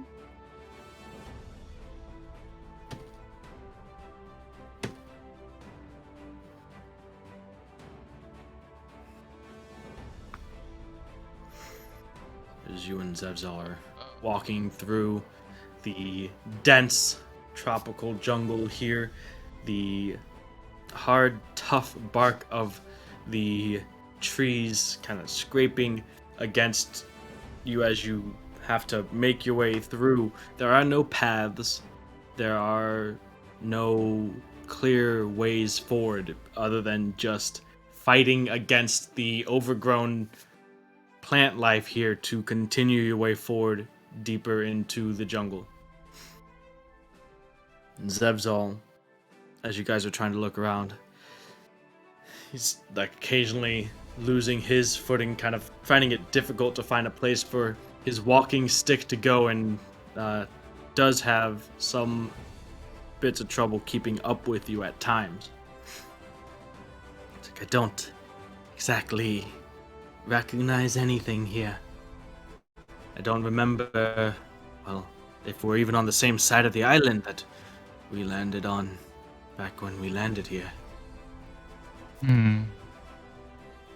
Looks over his shoulder, looks forward as you guys are maybe 15-20 minutes in. We are going to be able to find our way back, right? It should be fine. If anything, I can have Gildy lend a hand. Which, I mean, if you really can't recognize anything around here, maybe we should just call it. I mean, if we had, you said maybe Gildy, I mean, I can't see shit. I don't know how you're getting us through this. The math does half the work. From a friend. I see. Well, If you want a bird's eye view, yeah, I mean, have to find a way to get through the canopy though, and certainly, if I'm able to see from up there, and maybe better to find a place that I recognize. I guess let's just I can. Doesn't help with the dark situation, but I mean, if I could borrow that mask of yours. Sure, of course. hop on Gildy and then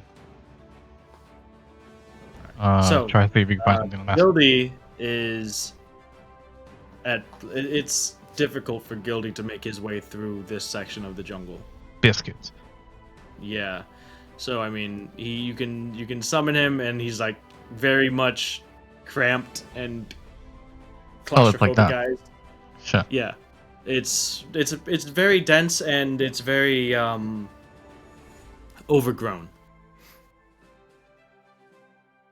It's obvious that no proper like civilization has, at least at this part from what you have seen, it does not seem like any proper civilization has even set foot on this island.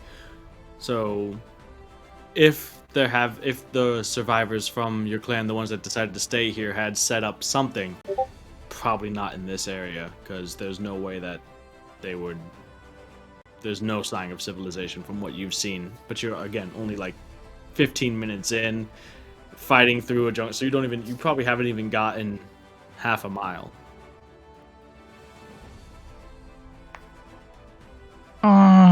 Probably better to just call it.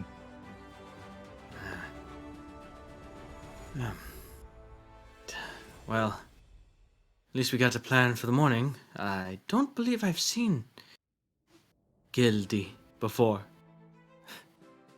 Yeah, this I would get a horse and you have to go and one up me, is that it? No, this is, no. I mean, I've always considered it practically a gift from Bahamut as well, I suppose. Huh. Well, that is certainly some gift. Kind of excited to give him a ride. Never really flown before. Well, since you couldn't bring Durand along, I thought it'd be good. Yes. No, yeah, definitely not. An odd thing to say. Alright. So, Elevon, using your perception check from before, as a bird, you would have seen flying over the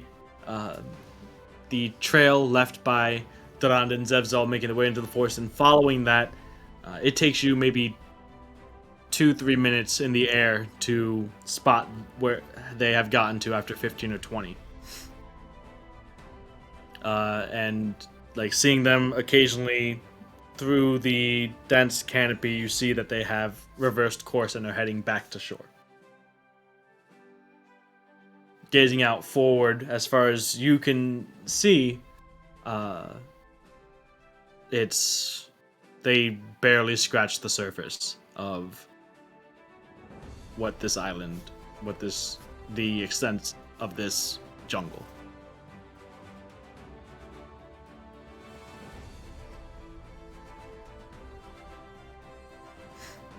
But they're heading back.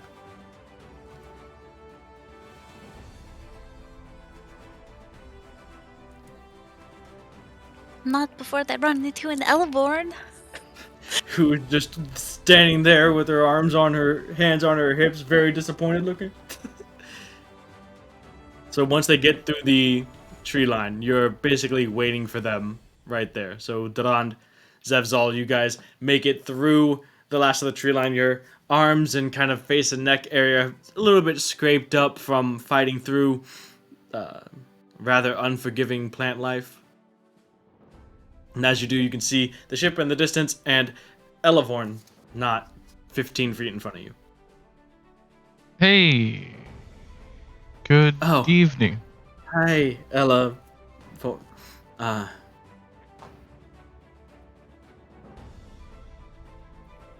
offered to windwalk you. What are you doing? I was just going for a walk. Making sure no one else came out here without the rest of us. Mm-hmm.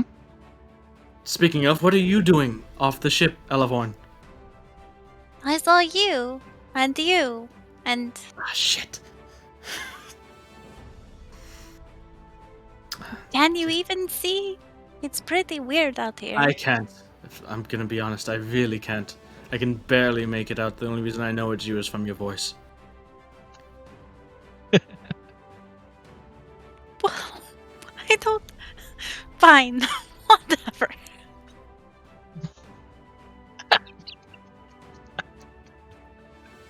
Oliver's just gonna storm off towards the boat.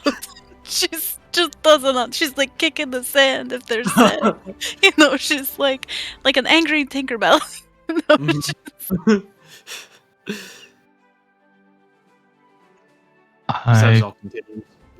So think that yeah, we weren't planning on doing much. It was just we're just. she Oh, left. she's gone. Oh Yeah. shit. I think that went as well as that interaction could have possibly have gone. You tell yourself that. We should probably go get some rest, though. If everyone else is going to be ready in the morning, I want to be as well. Yeah. All right. So, you guys make your way back to the ship for an actual night's rest now. And I would like everyone to please roll a d20.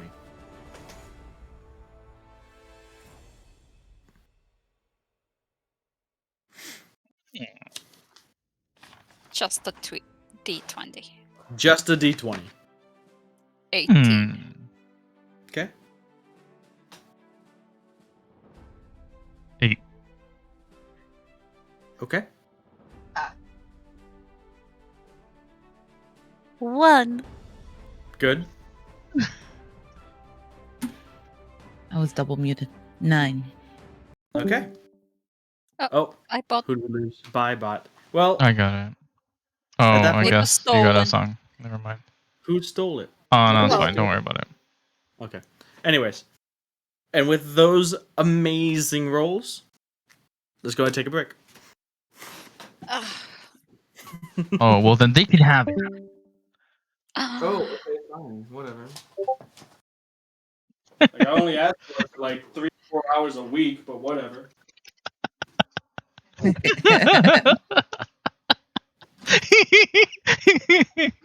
Rich sent me a message. I'm a bot. All right, see you guys soon.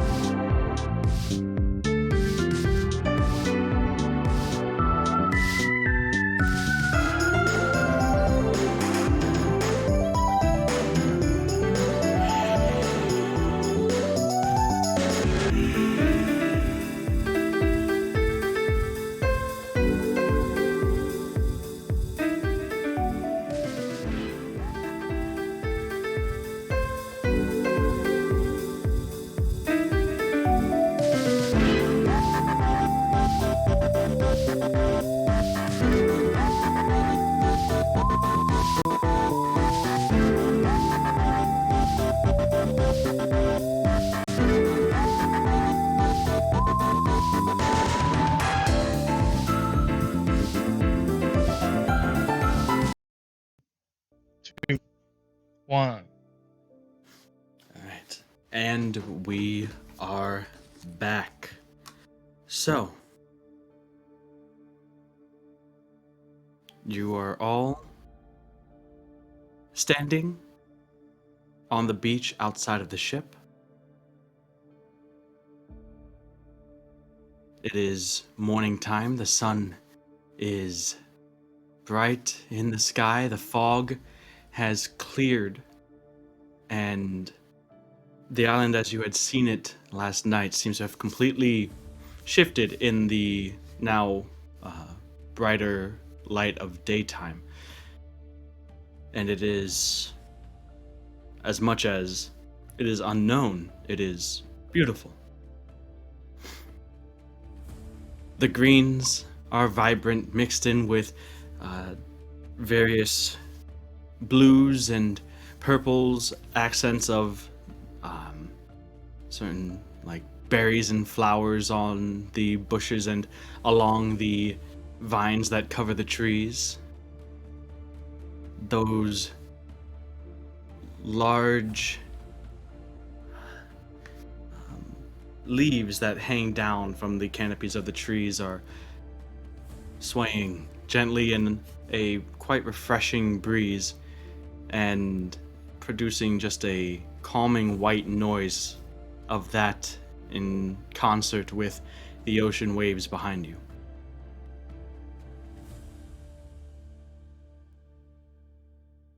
All of you are ready to go?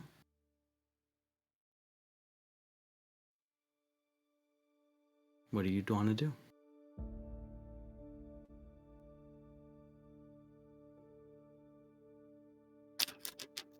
Well, Zeb can ride on Gildy. Get a bird's eye view. Okay. He would be more familiar with the island, I hope. All right. So, Zevzal climbs up Mount Gildy and they fly around for a while before coming back. And Zevzal, well, I didn't think that I'd be able to really remember much about this place, especially from the vantage point that I wasn't familiar with and never really got an aerial view of the place. But I actually did see something that looked a bit familiar, not too far away from here.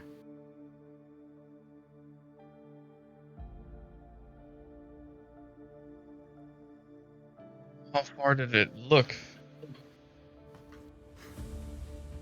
It wasn't too far at all. He points down the coast a ways. I don't know why, it just kind of stood out to me. It didn't look like as much of a trouble to get through as looking at the rest of the people here, than as this part seems like it might be. Might.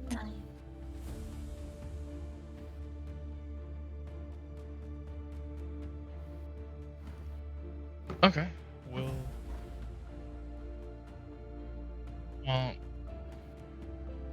suppose we should just head over there. Alright. So, making your way into the tree line from where Zevzal had seen the... making your way through the jungle, it's a little bit familiar to what you had experienced before, Daran, but not nearly as strenuous. Instead, as you guys are making your way through deeper into the jungle, the leaves, the vines, the plant life that you have to walk through, instead of kind of lashing out and grabbing at you as it was previously done, now it's kind of like just the light caresses of soft, billowy leaves and vines that you just kind of casually make your way through. The sound and sight of colorful tropical birds begins to echo around you as the animal life that calls this place its home is awake and stirring. As you make your way through, you can see a flock of these multicolored birds make their way and kind of stirred from your presence, flying up past the canopy and into the bright blue sky above.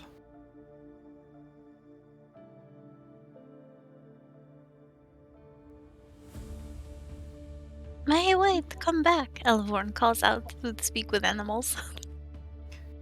And as you do, almost immediately, the birds basically make a U-turn and begin to head back down towards you, perching along the branches all around you, a variety of a spectrum of various colors of brightly hued birds that are now kind of in a semicircle around you on the canopy above. Wow, you're all beautiful.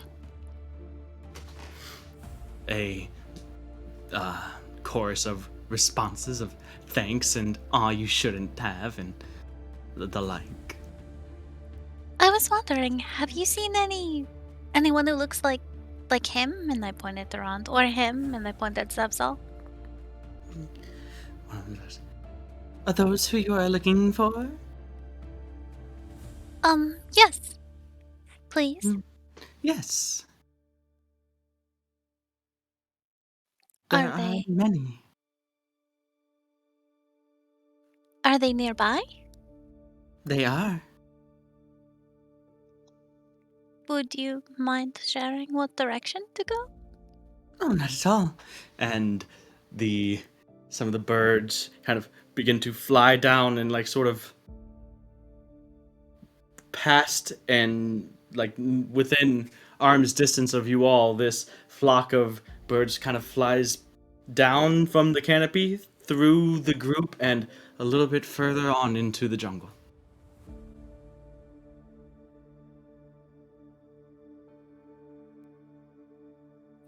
Oh, I guess they're this way. Maybe. But I mean, does this seem weird to anybody else? They didn't insult me at all. Usually birds insult me. Well, Do they? That's that's a terrible. bit rude, yeah.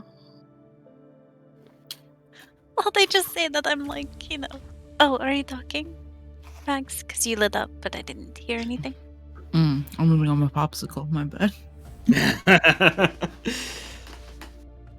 That's a popsicle. Oh.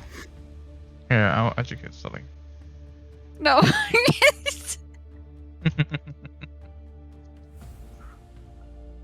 Okay, so do we want to follow them then? I mean, they're not trying to be rude. Usually, they just say that I'm like a terrible-looking bird or something, Because I am terrible looking if I was a bird. I think, yeah.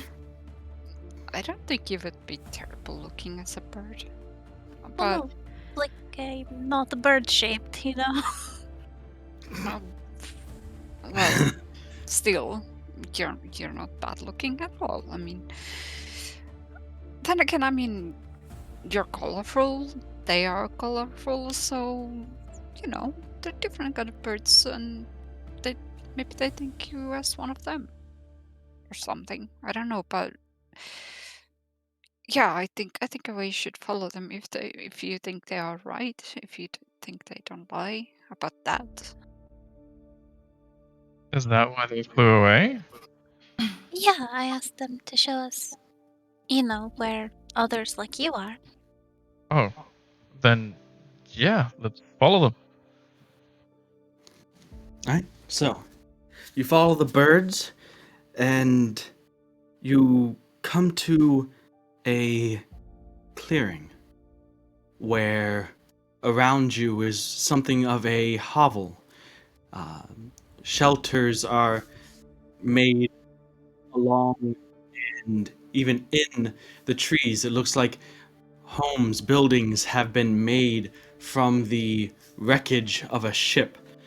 And although it is very piecemeal and very patched together and not at all elegant, it is still well kept, well maintained.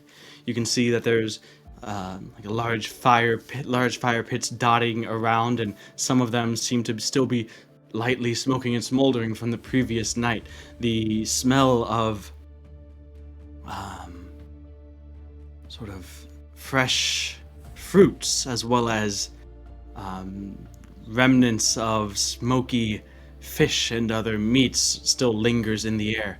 And as you enter, you can see a number, dozens of blue dragonborn.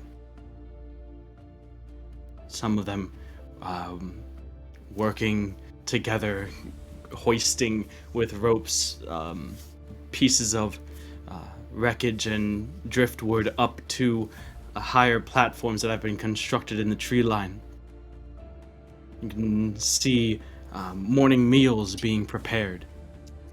You can see others just... This is not what you would expect from shipwrecked people. This is a community, and from the looks of it, a happy one. At least from first glance.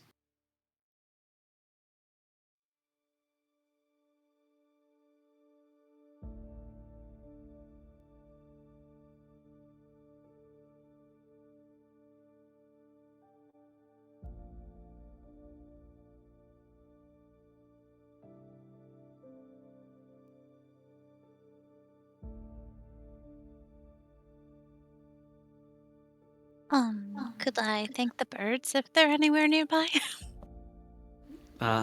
You could shout out at them, but as they had gotten to the clearing, they all kind of flew up back into the sky after having led you to this place.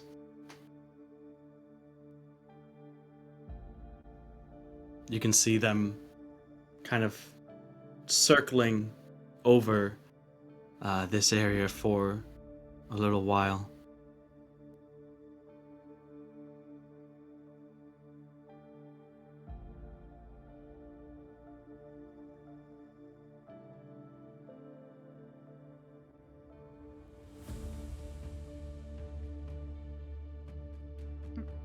I'm just gonna give a little push to Rand and, well, You guys couldn't wait last night. What's going on now? And Zevzal's just kind of... I don't know. It's... I guess not what I was expecting. But, I guess we're here for a reason, right?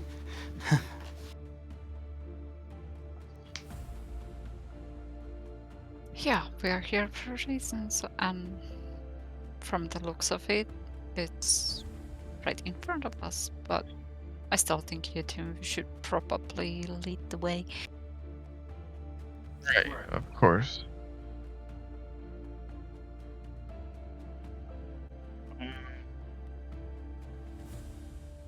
I'll approach him. Okay.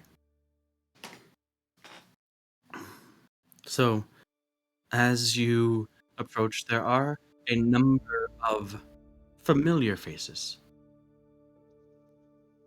These are the people from your clan, though they have,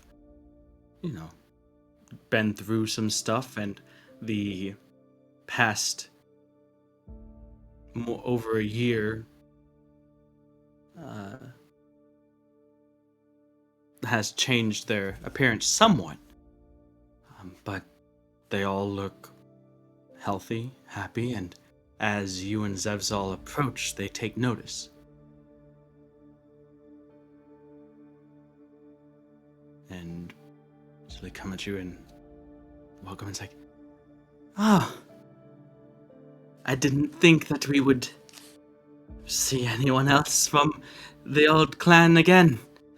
Well, welcome. What brings you here? How did you get here? We're stopping. Well, we're going back home for something. I'm Well. not quite sure yet. I mean, It's a long story. well, I'm sure it's a good reason, but we've got a pretty good setup here. You're more than welcome to stay. If not, then we're happy to host you for as long as you need. There's plenty to go around.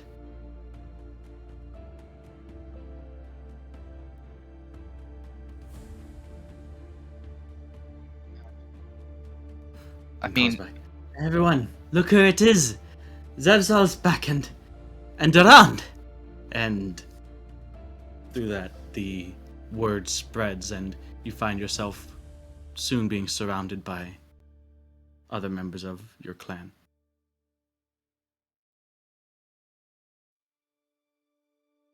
I'll just go with the flow. Alright. So,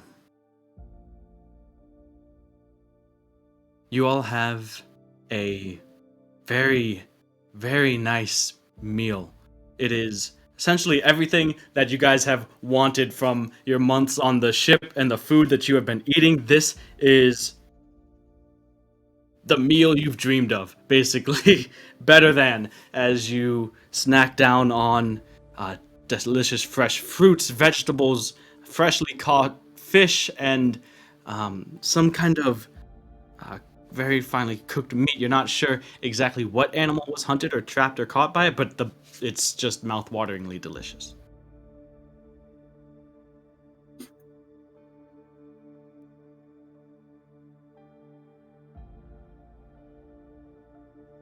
Can I roll to not eat? Or can I just choose not to eat? You don't want to eat? No. Okay. You don't have to.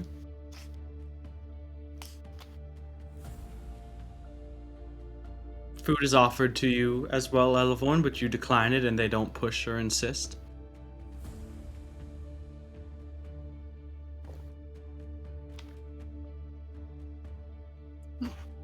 What's wrong, Lavarn?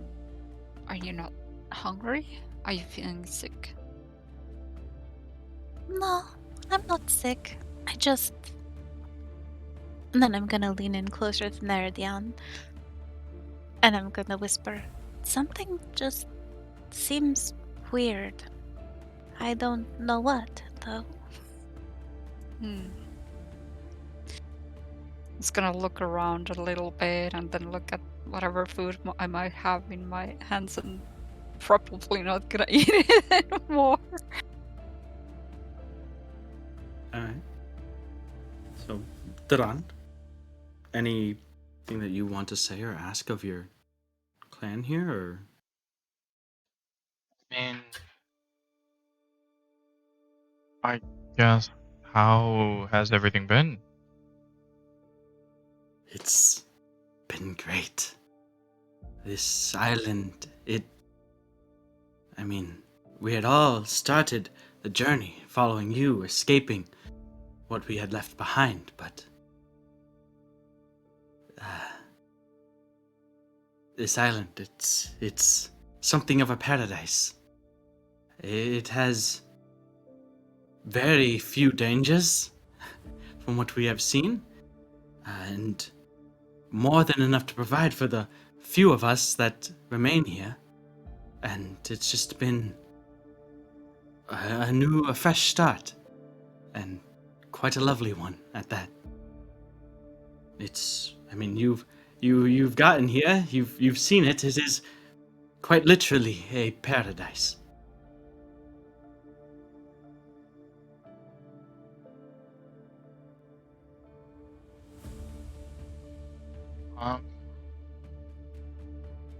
Yeah, you're right. It's nice. I mean, do you guys ever think of home? I mean, we try not to. This is home now. We have to focus on now and the future. There's always work to be done. Yeah, that is true.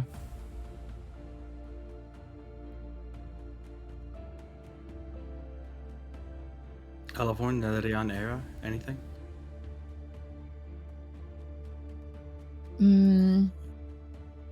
I'm stuffing my face, quite honestly. I am listening in, or whatever I can hear around me, but I was debating to maybe cast detect thoughts just to see like surface thoughts around me. I'll choose like a random person, I guess.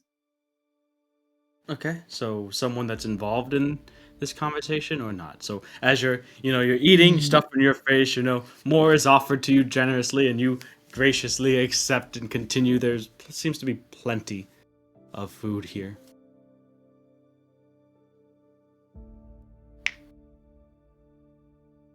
So someone that's involved in this conversation here, or Oh, just a random passerby, or what? no, I'm going to do the one in conversation. The one who's speaking with Duran right now? Yes. Okay. Surface thoughts is pretty much exactly what he's talking about. As Duran mentions home, there's a brief moment where the mind thinks of the past, but quickly snaps back to the present and the island and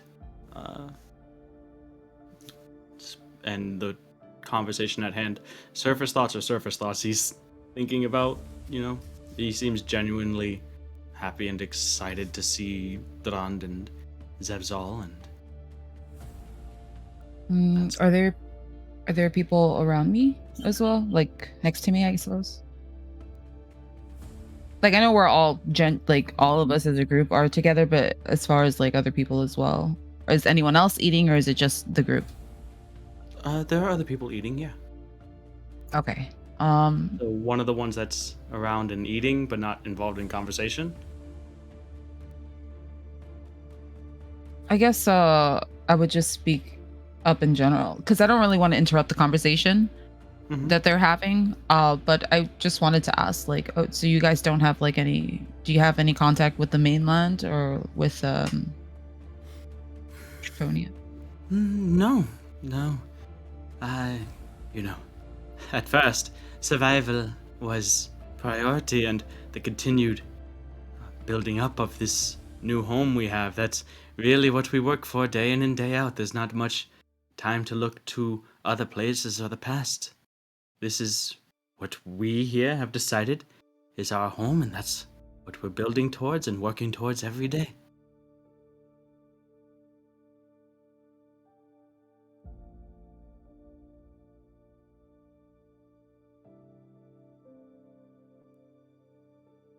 So, are there any dangers here on this island? Anything to be careful of? No, none really. Surprisingly.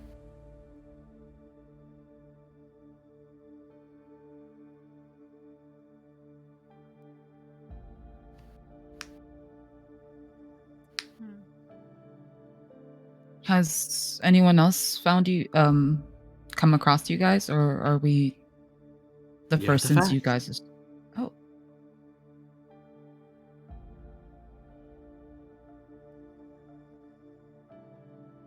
Can't imagine this place is too popular. We just happened by it by sheer accident.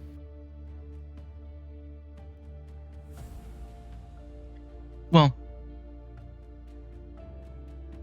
I'm happy for you all. It's Good. probably We are best. happy. You could be as well. What is it that you're going back home for? No, I mean, a bunch of reasons. I have to go back, but it's nothing to trouble you guys over. Please, no trouble at all. If there's anything that we can help with, just let us know. I mean, we are still family.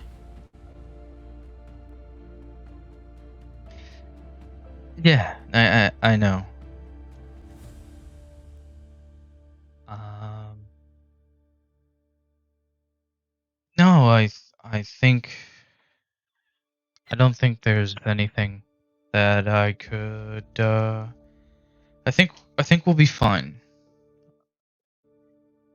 I'm just happy to know you guys are okay, and I think it'd probably be best that we try to get to the Draconia as quickly as possible now.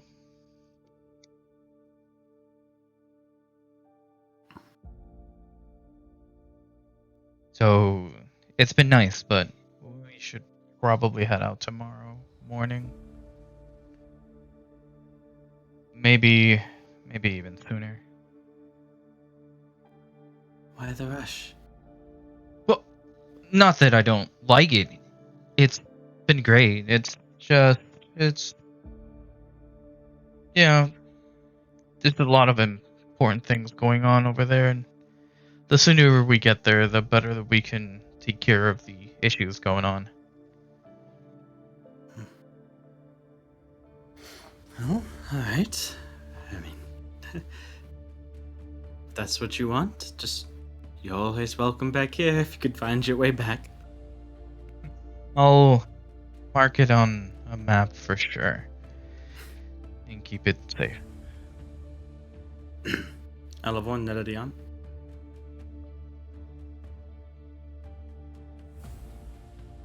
I'm gonna lean back towards more to Elavorn, and it's like, if we're staying here tonight, do you want me to go try and snoop around, or what do you think is going on over here? If you sense that something isn't right. I'm going to turn to Neridion and say one word, and it is Kester. Huh. Feels like that, you know? Hmm. It's well, maybe I should try to do some investigating if we're staying here. Yeah, we can't just not. This is. I don't know why, but it shouldn't be weird, but it is. I mean, wow, it's so, I say a little louder. It's really, you're right. There are so many birds. It's cool. It is nicer, yeah, than back home. The very pretty birds. Alright, so, are you guys wandering off? Are you guys sticking around? What are you doing? I'm not gonna do it yet. I was gonna do it if we're gonna stay, but I don't know what is gonna happen. Not yet, at least. Just, it's so, the language used, it's interesting, your dialect. I'm not sure what you mean.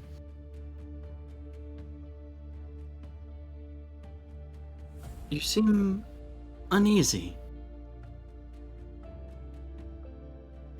Yeah, it's weird. I'm used to being on the ocean now. The land feels strange to me. There's ocean all around. I mean, we go down there quite often. It's really nice. Beautiful beaches.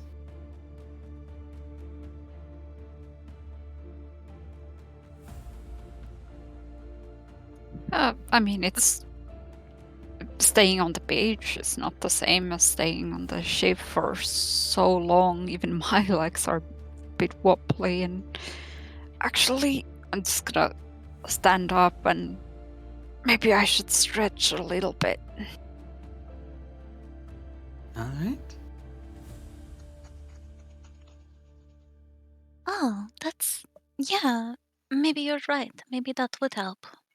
I think I'll go with her. Okay, so where are the two of you going?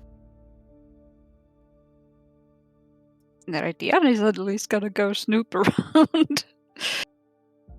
And Elephorn is trying to provide cover or like offer her like, if do you want a polymorph in your ring or So are you like leaving this central like sort of compound area, or are you snooping around the compound area? Probably the compound area a little bit at least, because So you're snooping around where they live and stuff. yeah, because well, first at least, and maybe then if there's nothing inside, then go a little bit further. Just try to find something that looks maybe important or suspicious, and I don't know how to describe things. something that's out of place. Yeah. So you do some snooping around, looking for something odd, suspicious, out of place, and as you're inside one of the sort of tent shack like structures, you find looks like a very old scrap of parchment with a strange text written on it.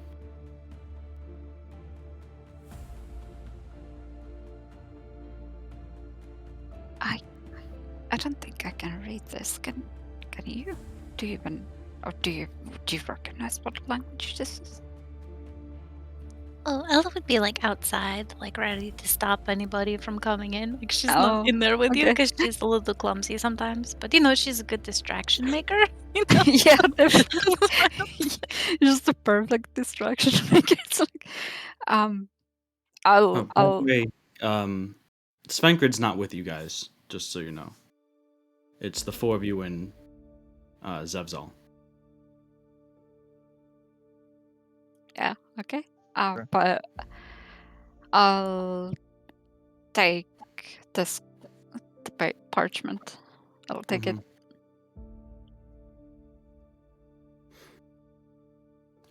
So you come back out, and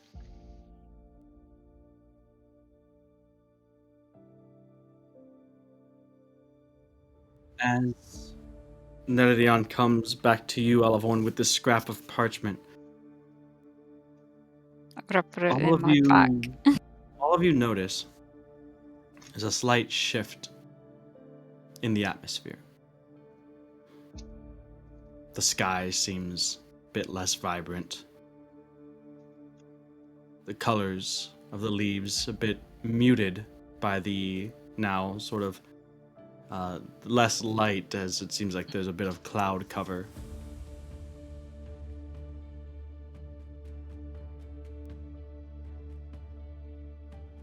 Huh.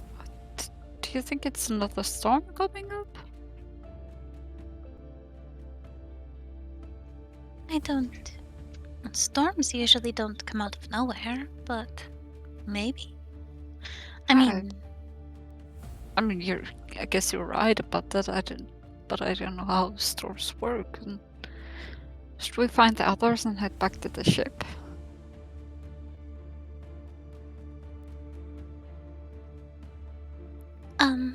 yeah. I mean, did you find anything or like just? I'm just Well, we gonna can. nod at that because I don't want to say anything out loud just in case.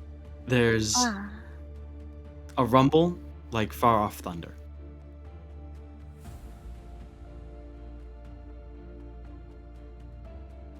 Yeah. So,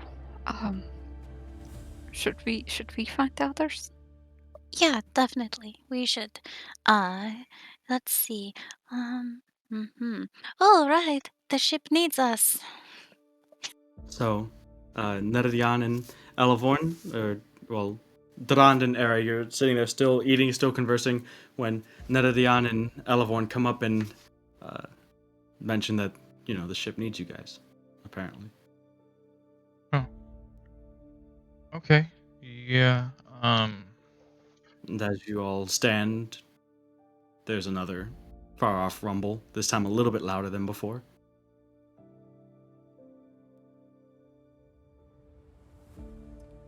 That storm is really coming down fast soon.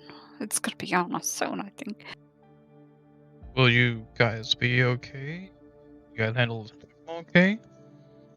We'll be fine.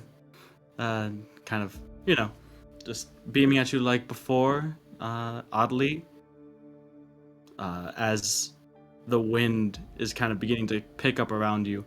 They don't seem too phased by it. There's nothing else that you would ask from us? I mean, we haven't seen you in like over a year now. I mean, It's kind of weird to just come in and say hi and leave. the time spent with you was nice enough, and at least I know where you guys are now. I don't want to trouble you any further. It's no trouble at all. Another rumble. This time, now the sky seems to grow a bit darker as clouds seem to move in at a quick rate. Like faster than, like you look up and there's no blue to be seen. I'm gonna look at Eleborn and Neridion and look at their faces, their expression. Ella's going to cough and say Kester. Like, Kester. Kester! Yep, like that. I'm gonna be a little bit confused, but I'm gonna pretend to receive a message. Oh, Okay. it seems that it really is urgent. We have to go. We received word from the ship. There's another I'm gonna rumble, followed by another one, and another one in very quick succession, sounding like thunder at first, but transitioning to more of a just loud, thudding, pounding sound. There's a flash, a crack of lightning, and you all see, in the moment of the flash, what looks like a young child standing amidst the rest of the blue dragonborn. A dark-haired girl wearing simple clothing from a bygone era, simple slacks and a shirt with a deadpan kind of expression. Well, not deadpan, but more like just curious, an innocent curiosity. And in that moment of flash, it's gone, and nothing but the pounding remains as the four of you wake up on the ship. Drand, Neredian, Era. You hear Svenkrid calling to you from the other side of your berthing on the ship. Alright, you all have slept long enough. It's time to get going. Let's get some food and head out. And you hear his footsteps retreating back into the ship. At first, I'm just gonna be like confused, but then I'm gonna check my bag if the parchment thing is still there. No. What the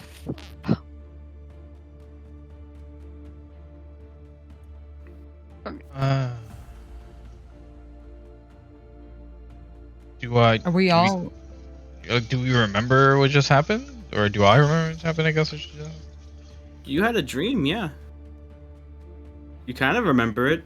Bits of it are fuzzy, but you remember the gist of it. You're like, you were thinking about, exploring the island the night before. You fell asleep and you dreamed of exploring the island. You found your clan, and yeah, some of the finer details are a bit muffled, like any dream, but you still kind of recall it. But regardless, you wake up and start your day. Kind of initially, your thoughts are to kind of just shake it off a bit. Okay. So is it morning? Like early morning? Yep. Suns just came up, as you would soon find out.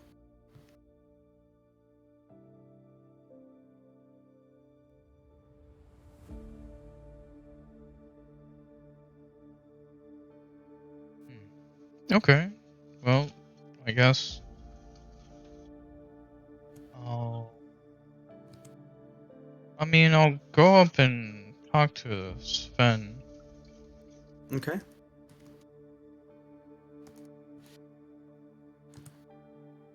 You find Svenkard as he's eating what seems to be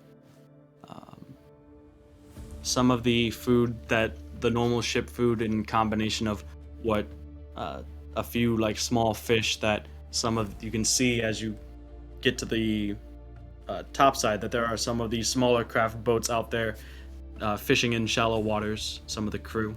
So he has like a little bit of protein there. Hello. Good morning. Okay. Good morning.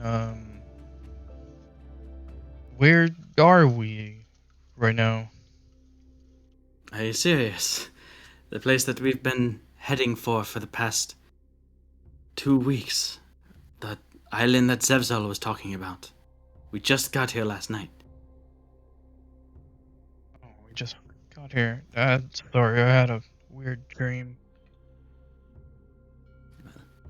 Shake the cobwebs out, and once everyone's ready, we'll see what we can find.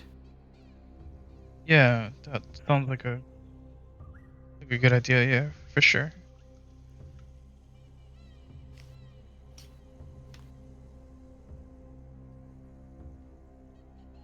I have a question. Yes. Is there a way to check to see if my spell slots were used, or did I really get enough rest to have basically a full? You feel completely refreshed. Ada just shooting out spells in her sleep. Pew pew pew. I did detect that, you know. Sleep Did casting. it really happen though? You know, crazy. You're not sure whether you're not entirely sure. You're like, well, if I cast a spell in my dream, do I cast a spell in real life? Like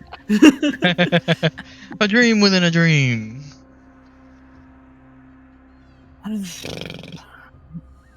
So I'll go. Oh, okay. Well, I mean, is this like dreaming about burning down the island? Because Celeborn dreams of her past, usually.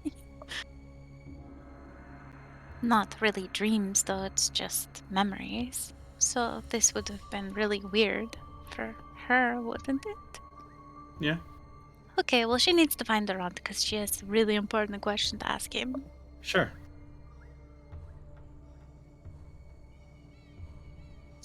So Celeborn will come running up behind him. The rod! Yeah. Good morning. How are you? Is it? I mean, are you unhappy? Because it said you could be happy, and that implies that you're not already happy. So are you happy or not? I mean, of course, nothing's like perfect, and we have to, save your home and everything. But, if you're really unhappy, though. I just, I'm okay. Just off put a little bit, I guess. I can't say I'm unhappy. Because they just kept saying you could be happy too, and it was weird.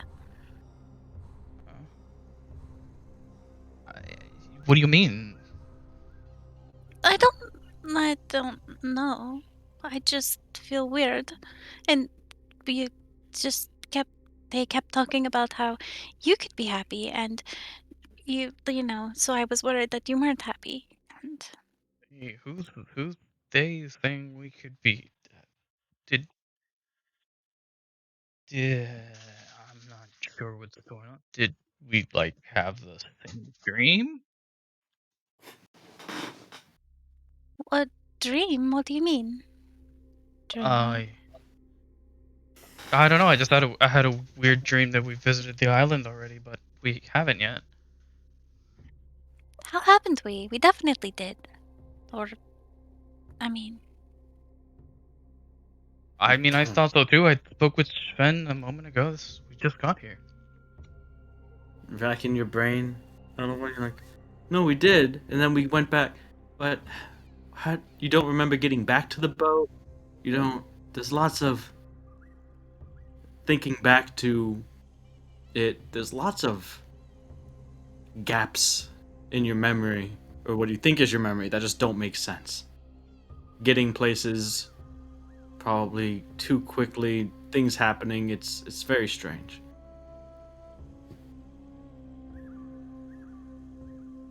This doesn't make sense. But you know what I'm talking about, right? Like, or like you could be happy too and smiling like the whole time. I mean, again, just the prospect of us having the same exact dream if it is odd. But yeah, I guess you could say that's something weird of them to do.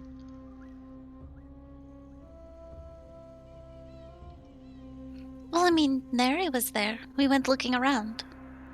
Maybe. So, Mary had the same dream too. Then no, Well, something's off for sure. well, I don't know if she did, but she was in the dream, and so was Era, and Zevzal. I know So you guys were in there.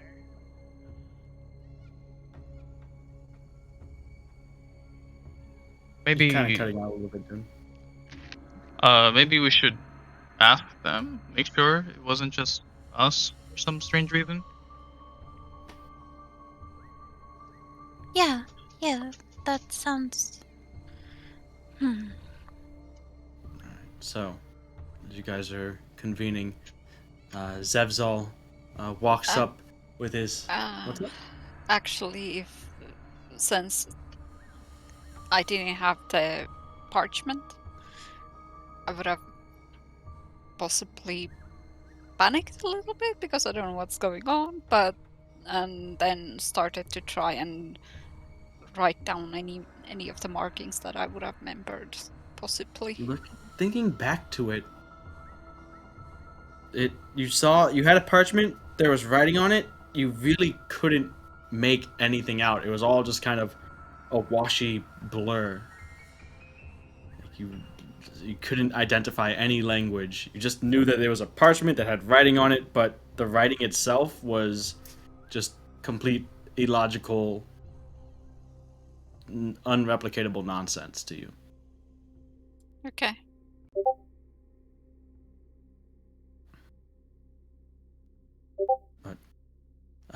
As you guys are kind of convening, Zevzal walks up to you guys and is like, "Well, good morning, all.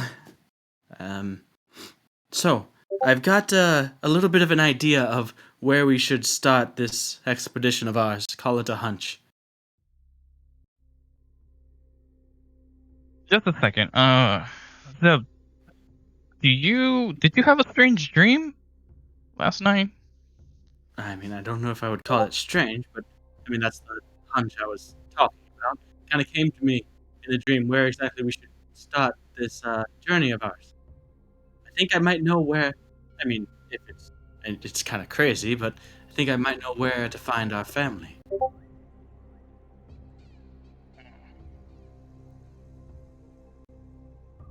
I mean,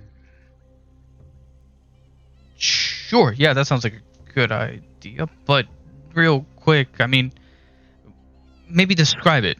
What happened? How do you get an idea? Well,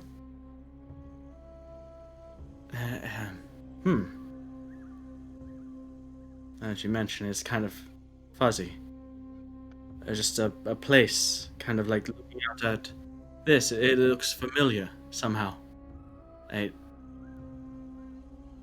Like I've done this. It came. It's probably, we went out last night and found what we could, and I feel like we started maybe in the wrong spot. And he looks down the coastline and points to the tree line, the area where you guys had ventured in first in the dream. It's like, I just think that we should start probably over there. Yeah. What about some? Do you remember some really colorful birds helping? How did you... Yeah, it's weird. I can't really make heads or tails of it, but I feel like we had the same dream. All right. In that case,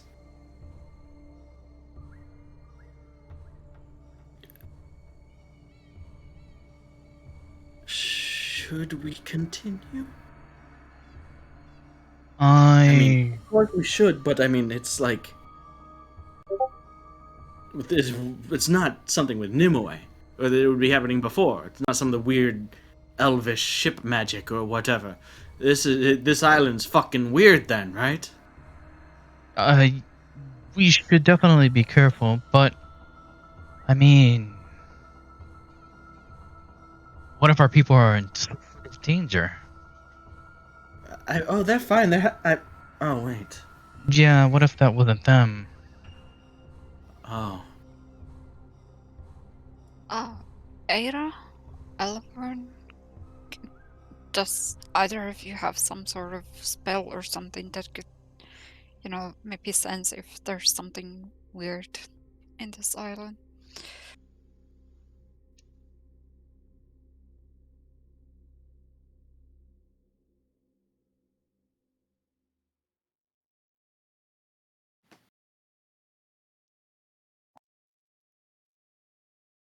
If we're gonna patrol, then I can bring something like I can detect magic at best. So outside of that, I don't really have anything to scope out. I can fly overhead. Um, I have a bit of utility if we wanted to be a bit more cautious. I have invisibility, polymorph, a bunch of different things, but nothing in the moment to really scour the actual area, unless it's magic. Well, I guess the magic thing is kind of useful too, but yeah, well, bring whatever you think feels the best for you. I don't.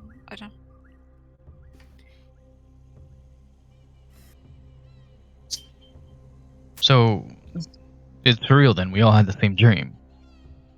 Well, it definitely sounds like so because I kind of remember too that Alphonse spoke to some birds and we found your, clan and stuff like that, but it's starting to be even more a bit hazier than before, but... Okay. Then let's go again, but let's be extra careful. Yeah.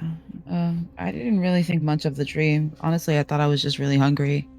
But I did remember the birds. Would it be foolish to follow the same exact path? If we're cautious. So then, are we going as a small group, or are we bringing a bigger group? We should probably maybe stay the same. But the point of maybe going back would be to see if there's some sort of inconsistencies. Did you guys see her too?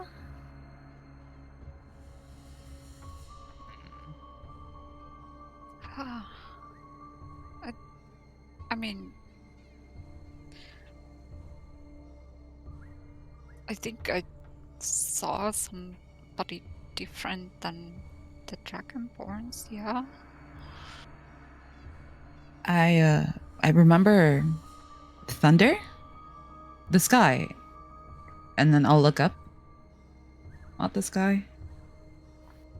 It's mostly clear, some wispy clouds. It's not as vibrantly blue as you had recalled before. But it's also not no sign of a storm. I'm gonna pinch Era's arm and then my own arm. Okay. To check if we're awake. Ow. Did I feel that? You did. Oh. Alright, the next time we have to find out if we're awake or asleep. I get dips to pinch you. Okay, it's a deal. I could maybe speak to the navigators to make sure that there's nothing coming up. You know how the other one was able to have an intuition for storms, at least there, but we should probably better sooner than later. So, speaking with the crew, the navigator, the captain, basically the plan here is the crew is going to perform necessary maintenance and cleaning and stuff on the hull of the ship and the boat. Any damage that might have been incurred from the storm, they're going to shore that up, as well as search out and secure sources of fresh water and restocking their supply of that, and as well as whatever local food is able to be brought on and kept, and basically restocking. And you guys are to do what you came here to do, which is find Daran's clan and get any information that might be useful for you guys in the Empire going to Draconia.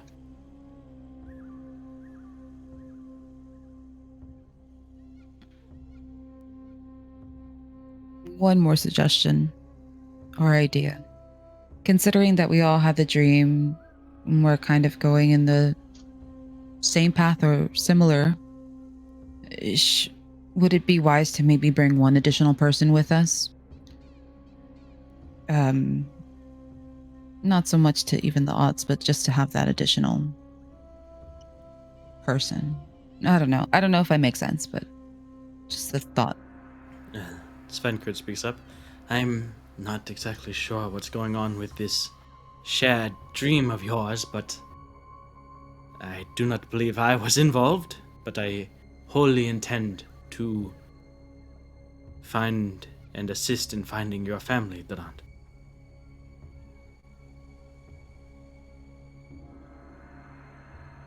Elevorn, could you actually talk to Nimue and ask if it possibly saw us leave the ship last night? Yeah, I could ask her. You could too, but yeah, I'll ask. Nimue, if you're not too busy, I have a question for you. Yes. Sorry, keeping myself stable on land is a bit trickier than I initially thought it would be. Takes a bit of focus. Oh, yeah. Did you notice any of us leave last night? No, I mean, other than when you went for not too long to follow Tarand and Zev and Neredian went around for a little while, but you all spent the rest of the night resting, sleeping, as you normally do. Thank you. Well, that then settles that we actually had a dream in that sense that we just didn't go out and, fell asleep over there or something and somehow magically came back and this is getting confusing.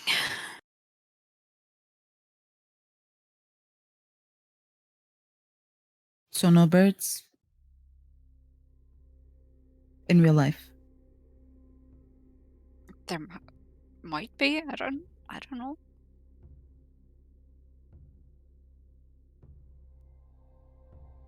We'll see the birds once we go out there, I guess, if there is any. I think I'd feel a little bit better if we didn't see the birds somehow. But ready when you guys are. I'm ready. I mean, what's the point of trying to, prolong this? So, the four of you, as well as Zevzal and Svenkrid, make your way off of Nimue by the assistance of her roots and vines that act as a sort of like elevator system that lower you guys down to the beach. You make your way towards the tree line of this dense, thick jungle. Are you planning on heading to where you had entered in the dream? Yeah, I think that was the idea. Okay. you make your way down there and get to the point where you believe is where it is, kind of following Zevzal's lead, and begin to make your way through, pushing leaves, branches aside that are pretty unforgiving and unrelenting, and it's quickly a chore and a hassle to push your way through this jungle here. As you get deeper in, you are being accosted and harassed by a number of very hungry insects and that would like nothing more than to have breakfast at your expense.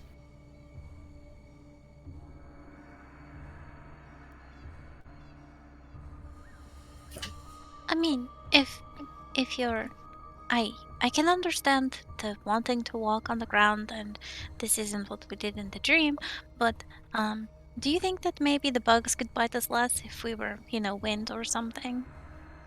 Not be opposed to that.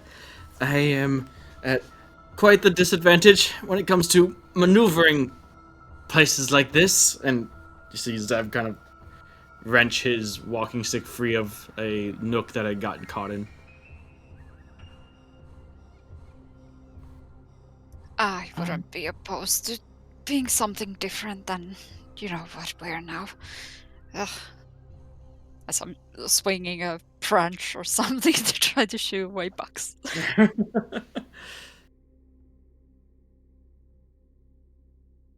Okay, so I guess I will start to cast Windwalk on all of everybody that's present.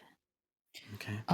So, So, and if I was going to say, if possible, if I can just use detect magic. I know it's only for like 10 minutes, but I'll use it sparingly. okay. So you detect magic instantly. All of your friends and their gear and all their magical items begin to have this blue glowing aura around them. Other than that, nothing. So as you're casting it, other than the bugs, you've drawn the interest of some other animals, some like marsupial-looking lemur-like creatures with huge, wide eyes and long ringed tails that are kind of perched in a branch above and are kind of looking down at you some for a while before continuing climbing and scurrying off. But when you complete the casting of the spell and as you guys begin to turn to mist, Svenkrid, so should we split up, reconvene somewhere? You can cover more ground, find it quicker, if they're here.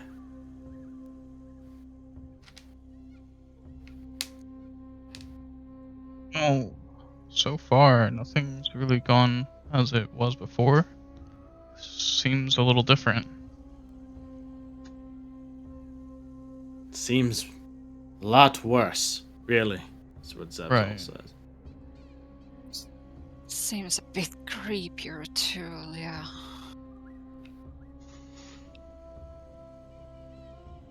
Alright, so you guys are now missed. And you can hit everyone, right, Elevorn? I think it's 8 willing Oh, you're creatures. good. Yeah. Have we actually heard any birds or other animals? You have. Yeah. Okay, yeah. Just making sure. No smell of food in the distance. No smell of food in the distance.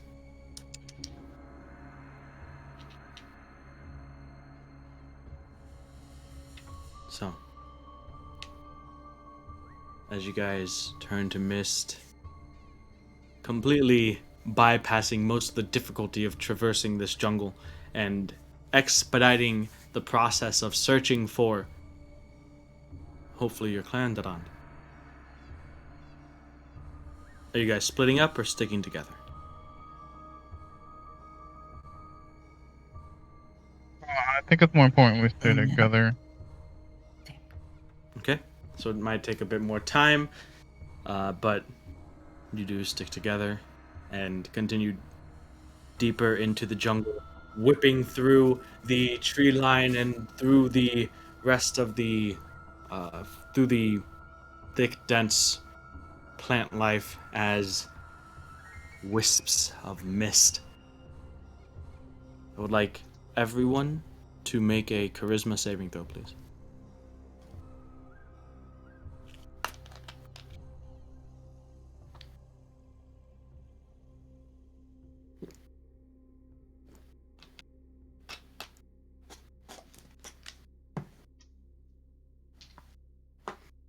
As you continue through, even as mist, you kind of get this feeling of a more intense sort of humid air as the air around is kind of thicker. The heat kind of trapped between the forest floor and the canopy above. And it's, if you weren't mist, it would be progressively harder to breathe. Not impossible and not even like sort of strenuous, but just the air is sticky hot.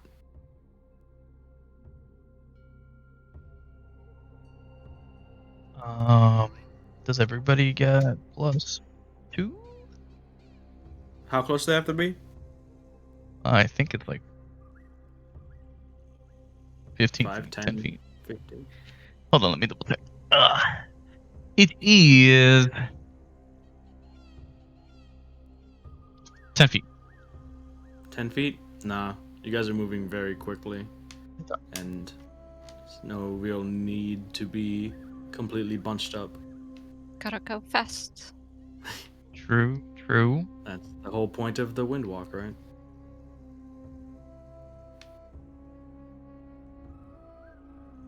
Well, that's an 11 from me. 7. And 17 from me.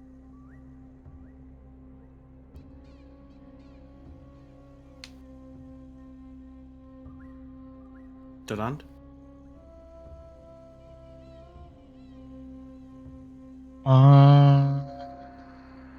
I don't have any minuses. Let's go. Saving throws are awesome. 18. Okay.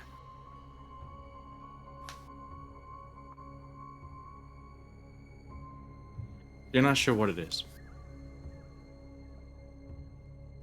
Maybe it's pushing yourselves. Maybe it's some of the bug bites, something. Maybe it's the humid air that you're not accustomed to. But you all feel a bit exhausted. A bit more tired than you feel like you should at this point in time. And everybody suffers a point of exhaustion.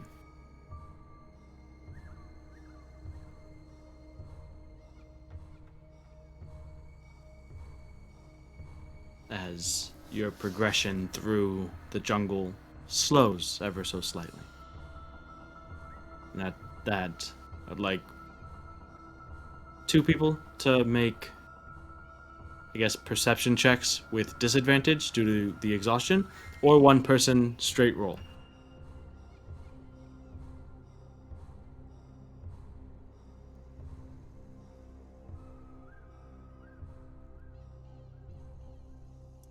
You guys know I don't want to do perception rolls. It's gonna be horrible. Wait. What are the rolls? So either 2 people making a perception check with disadvantage, or 1 person straight roll. So who's it going to be, or which people are going to be? I'll do it. Okay. So straight perception, Durand.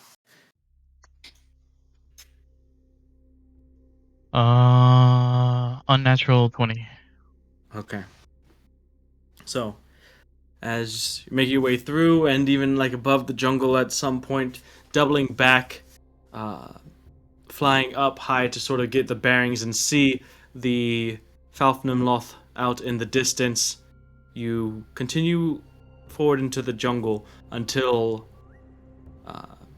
just as a couple weeks ago, or a few days ago even, you were on open ocean with nothing else in sight. Now you are flying, skimming the tops of the canopy of this jungle with nothing else but the leaves, branches, the occasional bird, you lose complete sight of the surrounding ocean around this island.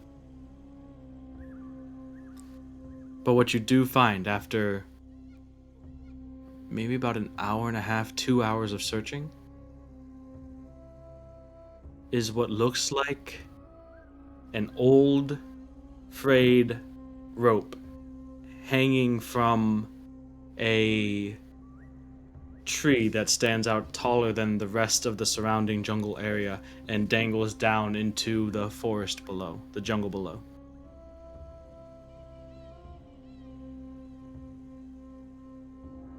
Huh. Okay. Um. Oh, I can't point. I'll motion with my whole body by heading towards that direction. Alright, so the rest of you follow. Yeah, let everybody know to follow me. I see something. So We'll the rest follow of you. you. Yep. And you're just heading straight there? Yeah. So very Alright. first thing caught my eye. That's odd. Yeah, so you head straight there, and down you can see that this rope, it's, as you get closer, as that is sort of the point that you're focused in on, it's gnarly, it's old, crusty, doesn't seem like it's been used or touched in quite some time. Following it down to the jungle floor, you can see that there are scatters of driftwood, pieces of some sign of intelligent life that has been here. And looking around, you can see that this is not a full clearing like you had dreamt the night before, but still something of one. Although the forest floor, whereas in your dream the night before, had been completely cleared off of any sort of vegetation and made habitable, this has been overrun by vines and the jungle life as most of the rest of it of the jungle is. Though you do see some similarities from what you had dreamt. As the four of you, as well as Zevzal and Svenkrid, witness a basically dilapidated version of what you had seen in the dream. You see run-down, half-built shelters that have been reclaimed by the jungle. You see bits of wood and material that may have been used for building that have since gone into rot and decay. You can see baskets and barrels of what look to be fruit and vegetables that might have been, by the looks of it, gathered months ago as they have gone off and are rotting. The smell of rotting meat, fruits, vegetable, and waste permeates this area. You can see that there are also a number of dragonborn, blue dragonborn, scattered about. Some of them propped up on trees, some of them with vines or leaves just kind of thrown over themselves, some just flayed out in the middle of the ground. They all seem dirty, they all seem malnourished. You can see that one stands out to you. The one who had greeted you, the one who had spoken with you, is not too far away. You almost didn't recognize him for the what looks like some sort of nasty warts and infection that seemed to have taken part of his upper torso and creeping onto his neck and face. He's laid out not too far away from you. That's all what you see at first glance.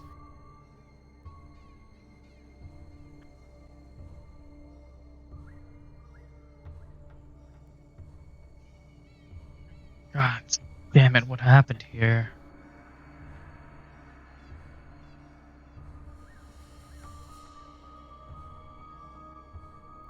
Are you staying mist?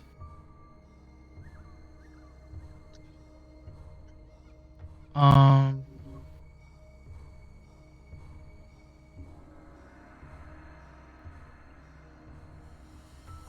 No, I want to investigate further. Okay. So, Dadan begins the minute-long process of turning back into his form. What?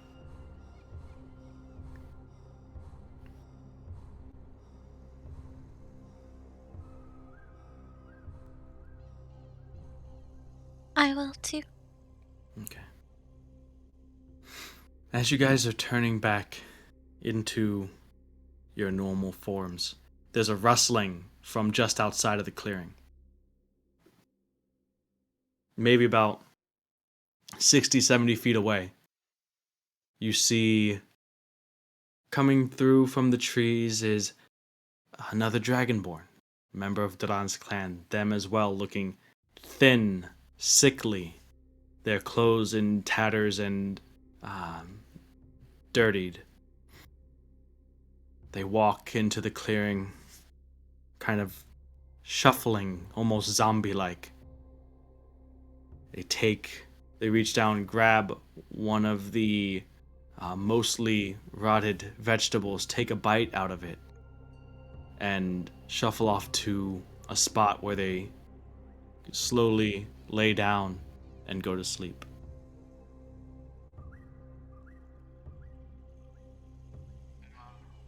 I'll run up to them if I'm Okay. myself now and kind of try to shake them awake. All right.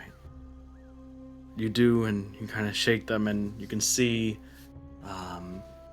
the sort of sunken, sallow features of their face, and shaking them. It's a bit unnerving, as you're worried that you might even hurt them based on how frail they are, and they're a lot lighter than you would imagine.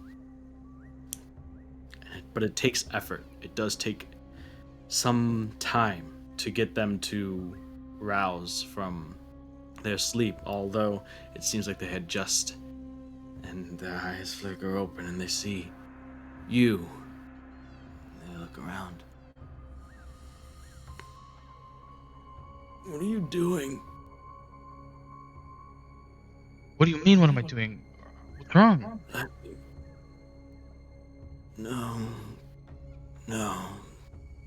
I'm going back. And he tries to turn away from you. I'm trying to help. What happened here?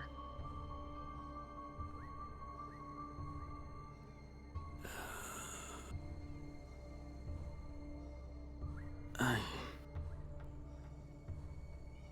No. I. He kind of shakes his head and looks around, and when he's looking at it, it's like he's looking at somewhere unfamiliar.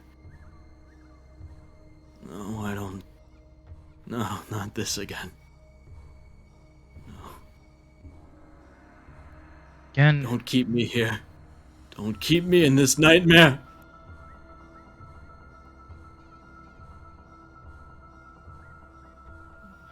Let me go back. And the eyes kind of roll back in his head as the eyelids go shut. um, can I use divine sense? What's the range of that? It is 60 feet away from me. 60 feet. And what does it sense? It senses celestial, fiend, or undead. Okay. And do you have to choose one, or is it all of them?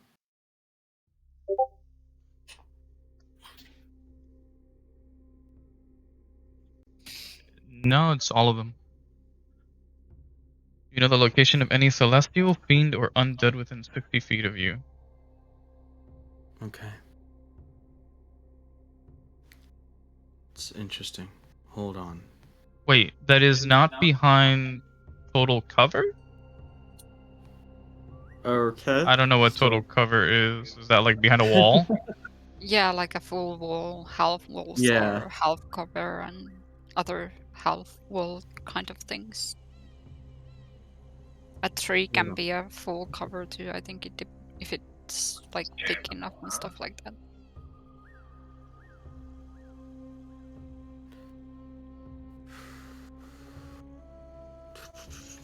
Let me see. So hold on. And it says it's like a noxious odor. Okay. So, focusing on this, so does it say, can you tell like which kind it is or no? No, I don't think I can detect what it is. I'm Okay. pretty sure it's one of those three things, but I can't tell which one it is. Alright, so as you focus in and hone your divine sense, nothing comes from the individuals. At least you're not sure.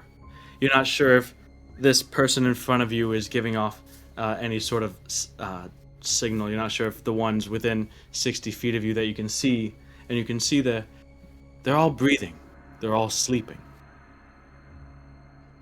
However, the entire 60-foot radius around you is permeated with the noxious fume that something is here. And as you get this, it almost causes you to gag. It's so abrupt and sudden.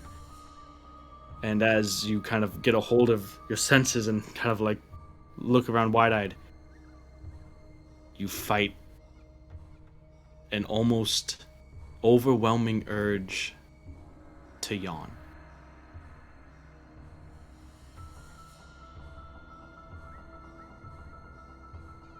I don't know if this changes anything, but it also says I can detect the presence of any place or object that has been consecrated or desecrated.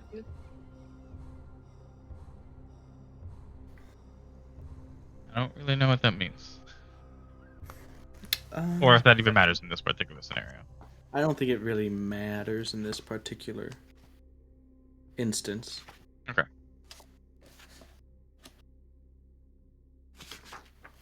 Like I said, you can't really get a bead on where it's coming from because it is all around you.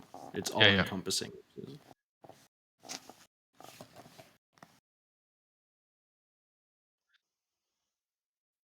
Right. I'll trudge off to the others at this point.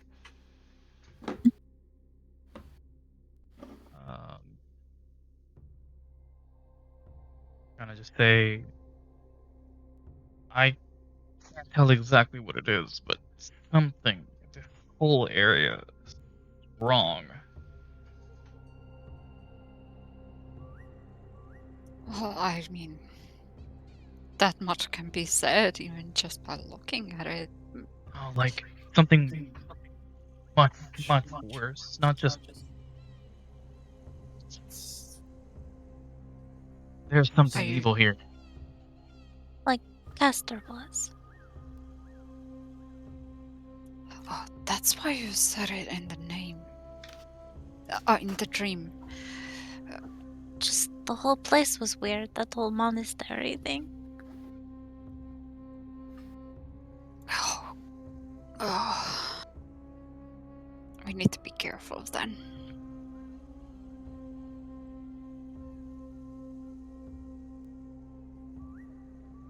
What exactly Zabzal is still just like looking around. He's wide-eyed. He's what could have done what? You know our people, Dalant. They were proud. What could have caused them, driven them to this? What?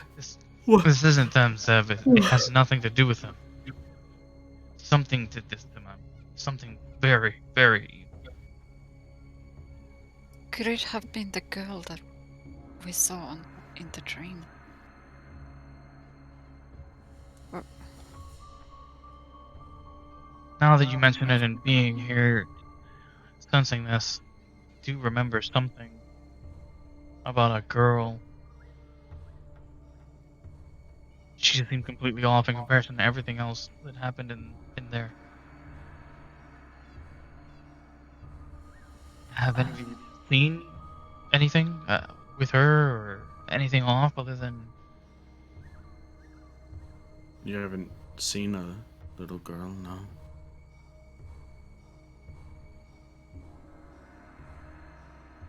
I'm gonna go look around. I'm gonna go try to investigate if I find something strange. This planet has strange things around here. Well, even stranger. Walking around, it's a chore just to step over the sleeping bodies, and it feels bad, it feels wrong, and you're not sure what exactly is going on with these people or how to even help, but you make your way through and around them, and they're just laid out sleeping where they fall, and occasionally one stirs. Some of them even do end up waking up, but for very short periods of time, to either eat, do other sort of business, but they're all pretty much right back to sleep. And if you try to stop them, they are essentially, they are most certainly in pain, whether it be from malnutrition, they're malnourished, the diseases that they might have incurred from the conditions that they are in right now. But just as you all kind of were this morning, but to a whole nother extreme, it seems like they are lost. They treat what they're going through here, what this is, as a sort of nightmare. And they want to get back to, presumably, what you had experienced in your dream the night before. Going around, Nedadian, make an investigation check, please, with disadvantage due to your exhaustion.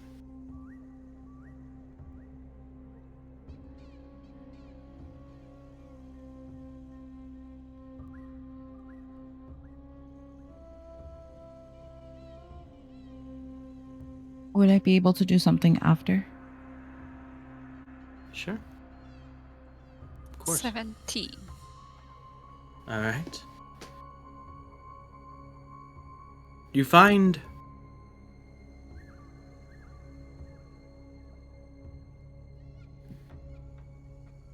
bits of what looks like trinkets, little things that might have been on their ship as they had fled their home that have just kind of been left by the wayside.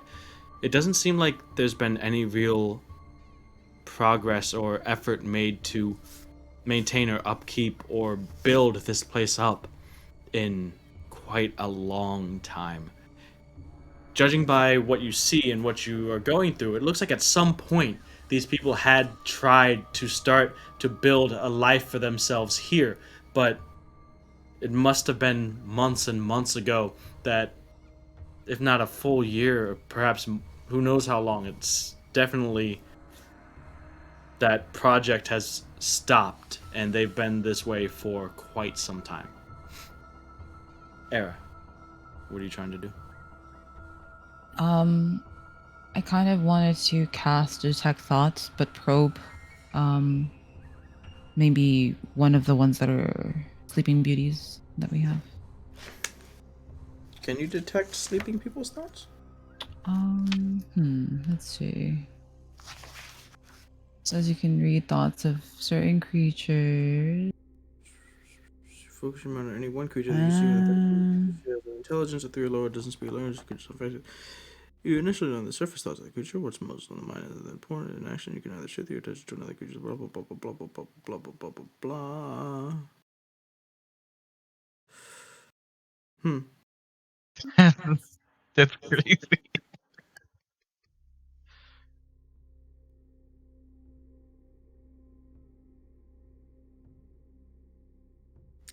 Don't see why not.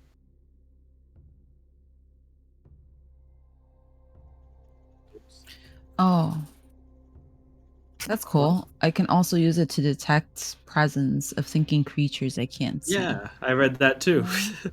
Hello. So how are you going to use it?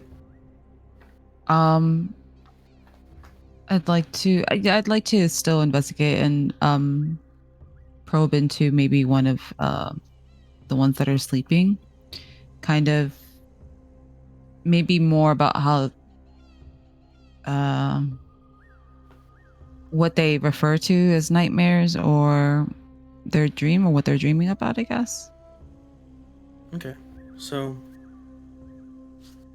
you detect thoughts, and it's weird. You never detected the thoughts of a sleeping person before. So it's a lot more sporadic and hazy than you're used to. Even when you encounter people that put up resistance, this is like you're detecting the thoughts of someone whose own mind and thoughts are scattered and disoriented. What you do, it's almost like a flashes of like a slideshow, getting images of scenes much like what you had witnessed in your dream the night prior. You can see them enjoying a meal, heading off with friends through a jungle that doesn't attack them at every turn and is just bright, vibrant, and beautiful as you see them. As soon as they leave this sort of compound, they take a step through the clearing, and a moment later, they're walking onto the beaches of the island and spending time with friends and family there. I'd like to probe and see if it's possible to maybe focus more on the negative state of like what's probably like bothering this person overall. Okay. Yeah, like what looms like. So, that's going to be a check, right? Yeah.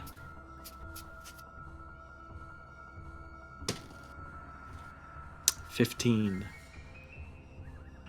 No, you now have 18.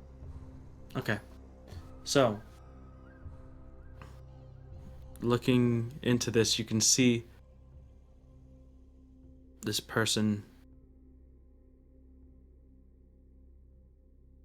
They begin to get sort of pangs of hunger and thirst. But that is combated by essentially what you see are flashes of visions of your surroundings here, and that terrifies them. And they fight off those images, and they fight that off, and they are fighting and grasping and holding on to where they are now. And the detect thoughts kind of breaks as their eyes in front of you snap open. And they look at you, and kind of through you. And they groan as they sit up and begin to shuffle over to where a nearby leaf might have caught some water or dew at some point, and they kind of just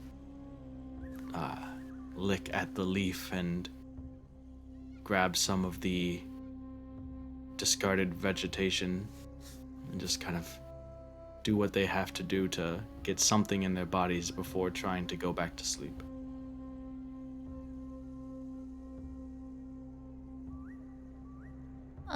Wait.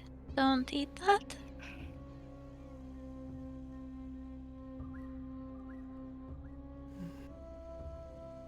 Hi, things can be better here. We're here to help.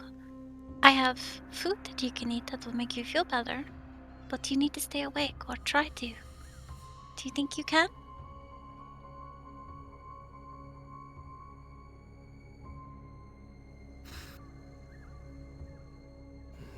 Looks like this is.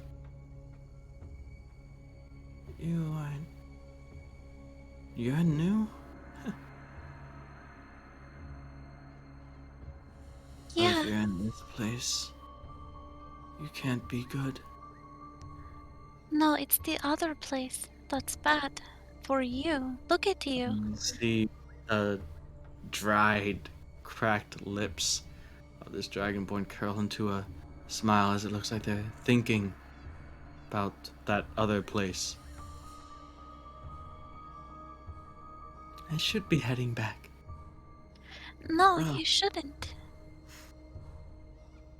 It hurts so much here. Because you're dying. I just feel better if... And they kind of make their way to a sitting position. I just feel better if I could just... The eyes begin to sort of flicker. Can I run over by Air, because Air is probably nearby too. Just kind of like try to jostle the person.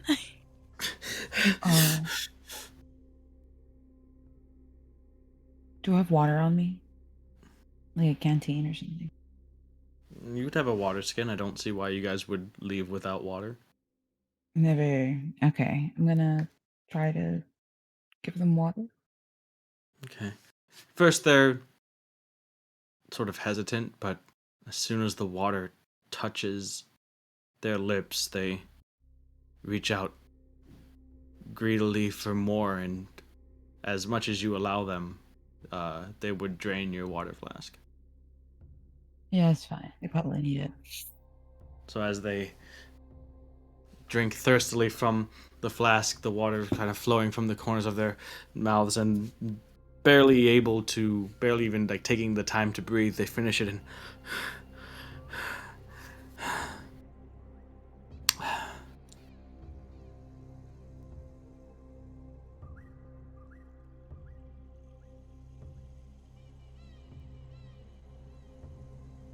See? You felt that, right? I know it's not much, but this is real. Pinch me, Olivorn, please. I need to know it's real. So I will.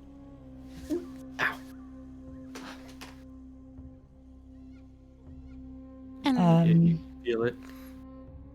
You know, I also do adore the thought that your pinching method, you're like, oh, this foolproof way to figure out that I'm Better be. But yeah, you feel it. But they seem a bit more awake, a bit more alert. You can tell that these people, they don't spend much time in awake, and you can feel it, the four of you. You can feel the urge, the weight on your eyelids, the exhaustion that had set in since you had begun to traverse and enter this place. But you, at this point, whether it be the adrenaline, the terror, the fear of like encountering this, the need to figure out, get to the bottom, is definitely assisting in staving off that that exhaustion. But you can definitely see and feel how easy it would be to just go to sleep. can I cast Goodberry? Yeah. I'm surprised you still prepare that. Yeah. Well, we're going off somewhere, so I was like, Sure. Yeah. So I would then offer them a berry, and hopefully they'll take it and eat it. They do take it. Their hands reach out, bony, skinny. You can see like the bones of their wrist protruding, and it is sort of ghastly to see. But they take it, and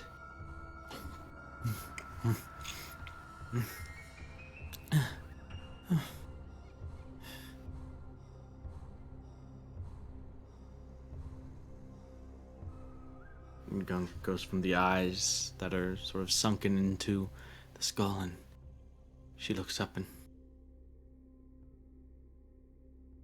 I recognize you. And you. You. You came to visit us.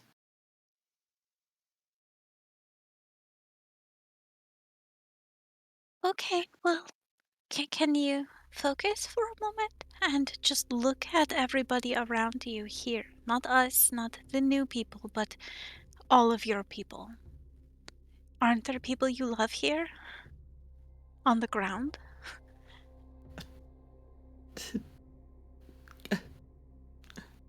No. No. The people I love aren't here. I know where they are. And you're trying to keep me from them. No, No. I want to. Yes, go ahead.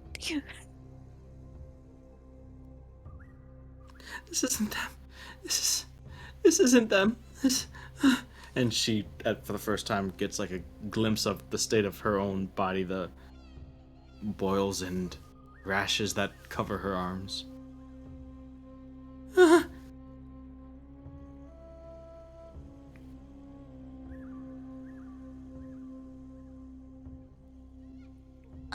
So just kind of, continue. No, we're here to help you. We want you to be well again, and we want everyone to be, but you have to try to stay awake. I know it's hard, but we need your help. Make a persuasion check with disadvantage, please.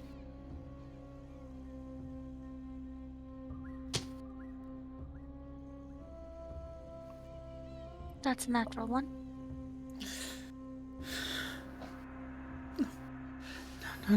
No. You can't keep me here. I won't let you. This isn't right. None of this is right. Let me go back.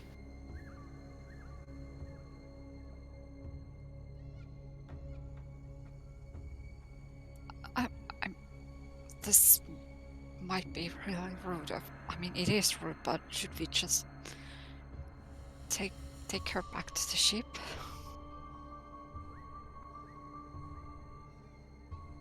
Try to get her some food and water, and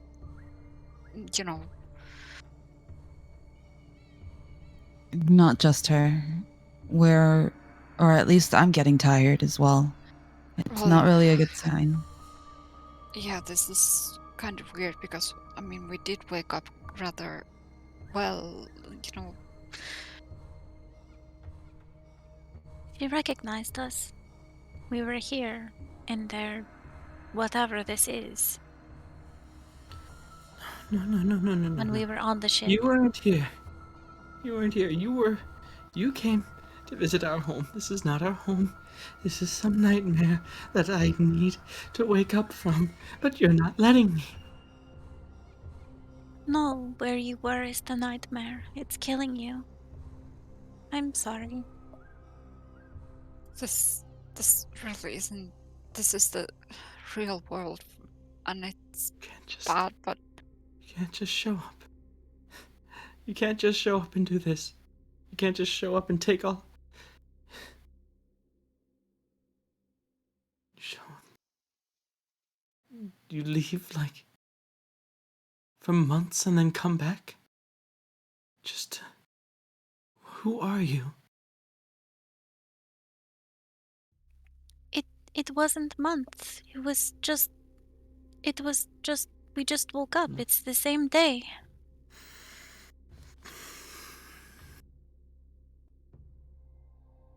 Months?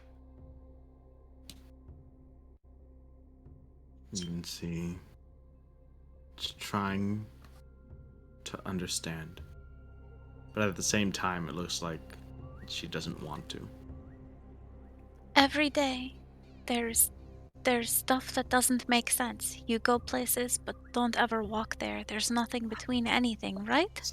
Because that's how that weirdness was that I woke No. up from. Stop!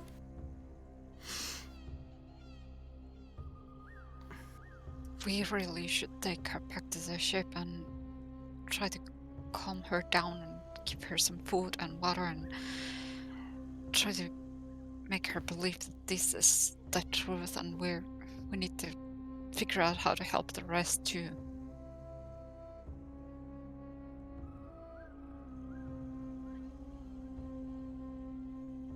I don't think there's a way back to the ship.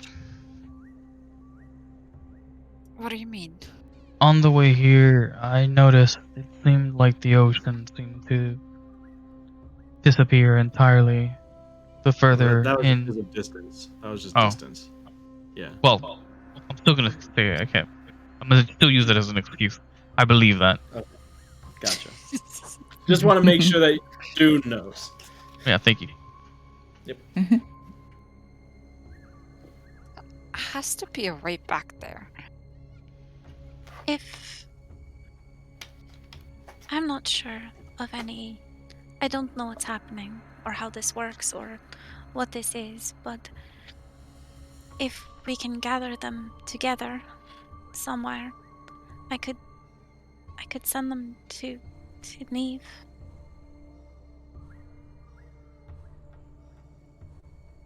Well, Svenkard. There's a lot of them. Over 50 from what I've seen counted here.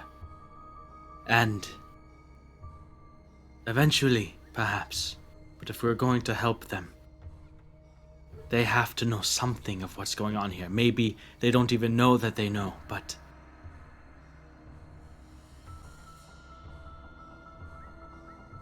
Can we send a message? Or if we have you. I'm sorry, what's your name? are you talking to Sven or are you talking to the girl? No, Sven, to the girl. Oh. Cele.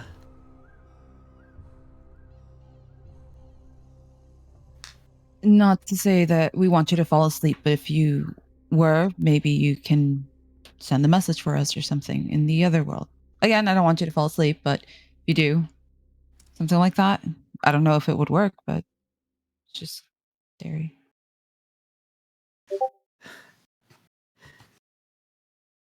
Do you try to remember your nightmares?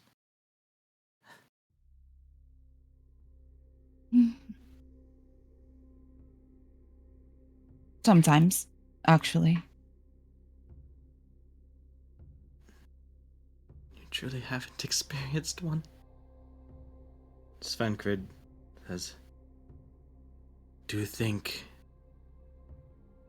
that the longer we stay here without knowing exactly what it is that we're against, and he's looking to you, Durand, I know that you sense it as well.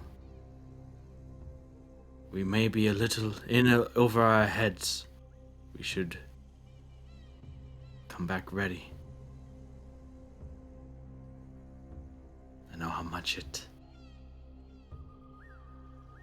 might pain you to leave them here, but they've been here for who knows how long. And us staying here and possibly succumbing to whatever it is that they have is not going to help anyone.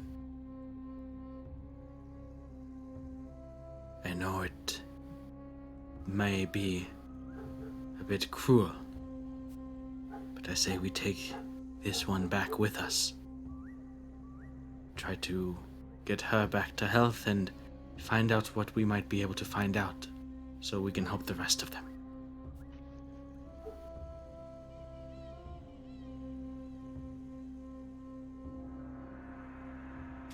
yeah, we really should take her back and possibly come back more prepared now that we know that there's something that's making them fall asleep here.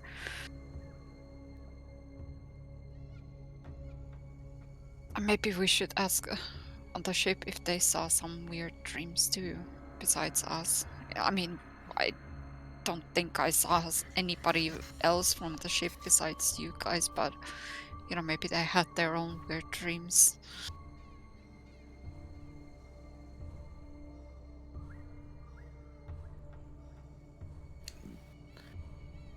There's nothing at our disposal at the moment, Sven, that you can think of that we could do for these people. I'd have to think. Pray on it. We're not exactly sure what it is, what kind of external force, what kind of being is exerting its presence here. But I've felt it, and I'm sure the rest of you have as well, even those without the senses that Durand and I possess. We need to prepare some holy water. We can maybe consecrate the ground. Perhaps try to stave it off. But again, that would take preparation, time, preparation that we cannot do here.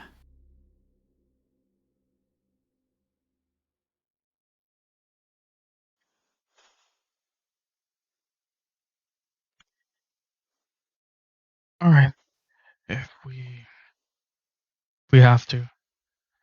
Well, how much would you need? I mean, you made some before because we were going to do something with it. Did we ever do the thing with it that we were going I to? still have 2 bottles of it.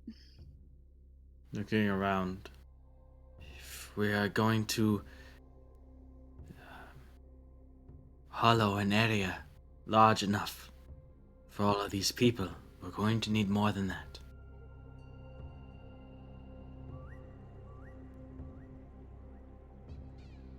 As not sure if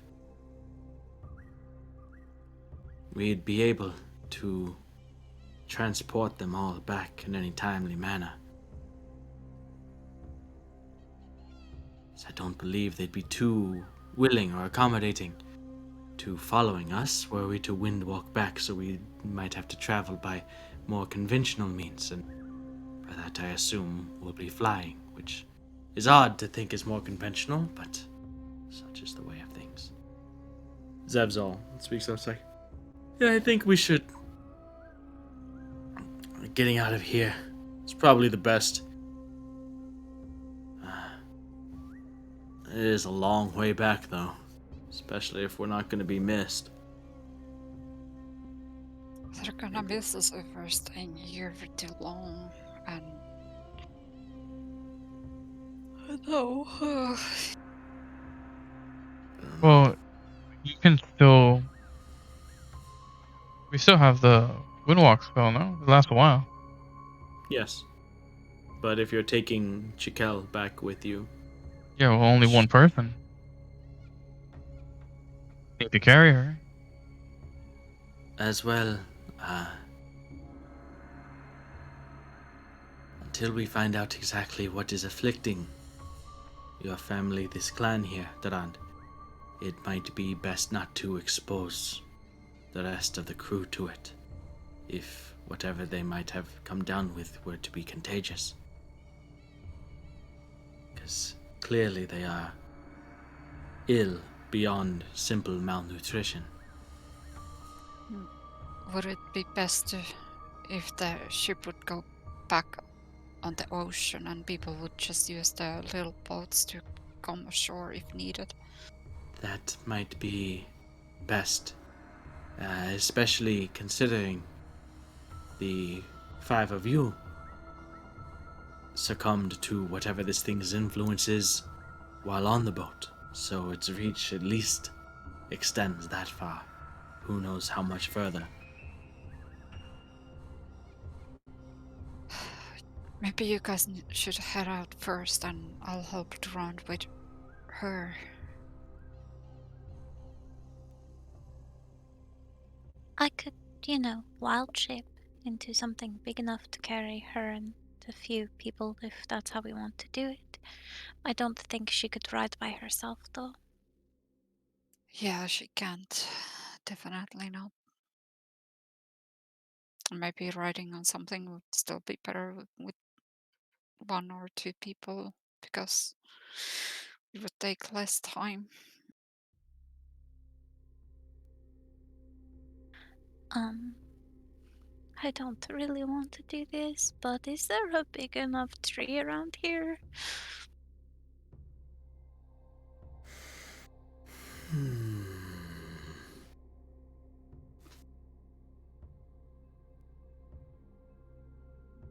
So the trees are tall, but are they wide enough? That's the question.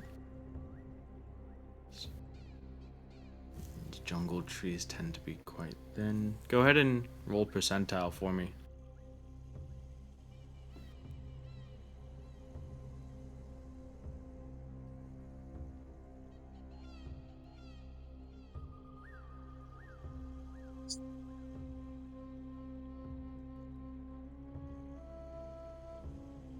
Well, Yeah. Less than 60 is what I put you at, so you do manage to find a tree not quite adjacent to this clearing here, but a little ways out further into the jungle. You find a tree that just could be used for your purpose.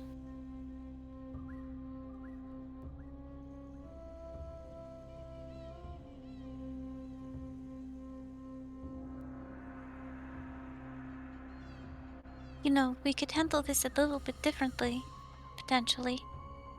I mean, I could send her to someone at the Aegis somewhere nearby, like in Ambervale. Is anybody from the Aegis still there? There should be, but again, if we're going to combat whatever is doing this to these people, we have to find out as much as we can. How do you intend to do that without them? The ones that have experienced this.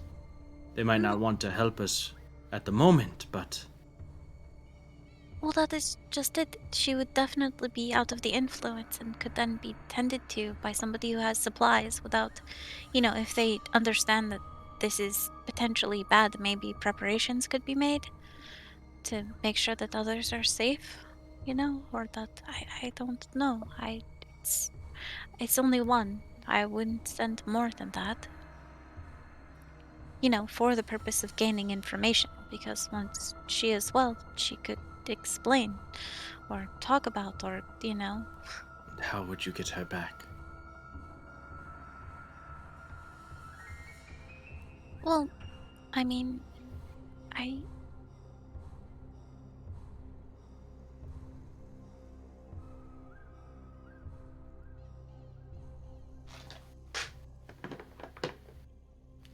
How it works? Does it work like that?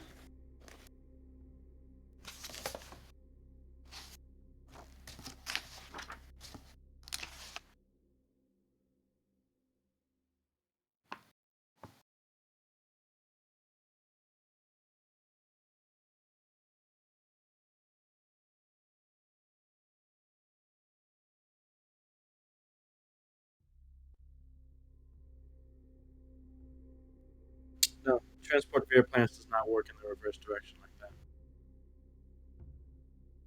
You're opening a one-way door, basically.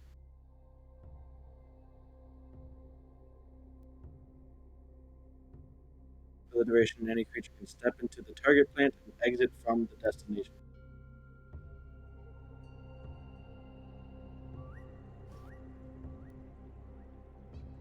But anyways, so what are you guys doing?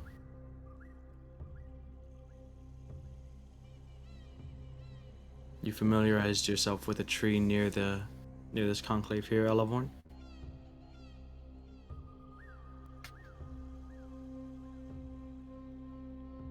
okay.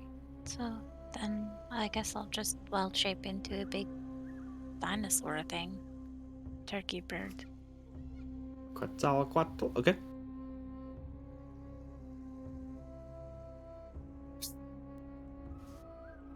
And so, taking Cele back with you, some of you missed forming to head back. Obviously, as to be at least one other person riding Elavorn with Cele to assist her. And the trip does obviously take longer for you, Elavorn. And through some effort of the other individual riding you, eventually they can't keep her awake anymore, and Cele does fall asleep in their grasp.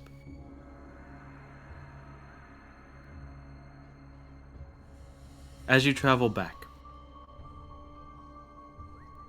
you begin to hear what sounds like shouting. As the ship comes into view, you can see the roots of Nimue extending out from the ship along the ground, just like trailing away from the ship and into the jungle.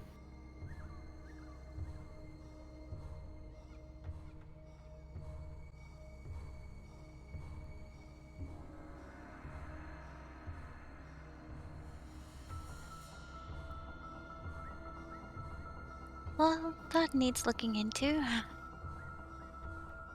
And the shouting, though you haven't heard her shout before, is Nimue, coming from just within the tree line below.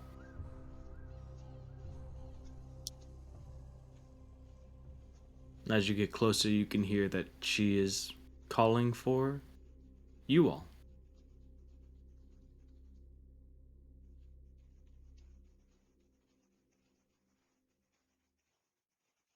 Um, as I guess as we make our way, I can send.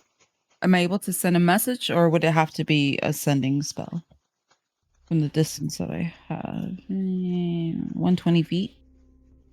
Would I be able to message Nimue? Sure. I'll just let her know that we're on the way and basically what's going on. Well, if you're within 120 feet, you're basically there already, so. As we get closer, yeah. Yeah, especially to hear. She looks around and is like, I can't see you. Where are you? So you guys approach Nimue, who seems to be like at the stretched extent of her reach with the roots.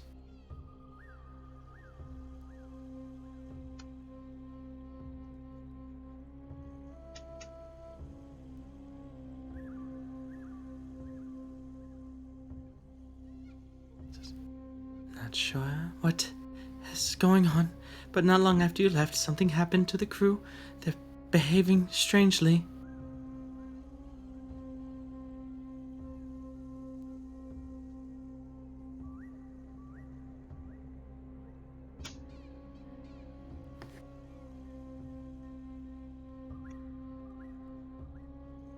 Can we? Can all the people here who's in, or? Well, yeah, I assume that, like, you know, nothing's been going on, so you guys have gotten to her at this point. Well, So, what's going on? And as you kind of follow Nimue's retreating routes back to the ship, you notice crew members lying in the sand on the ship. Yeah, And this small fishing boats out to sea. All asleep. Can you pick these people who are on the beach up back on the ship, and we really need to get off this island for a bit farther away. And as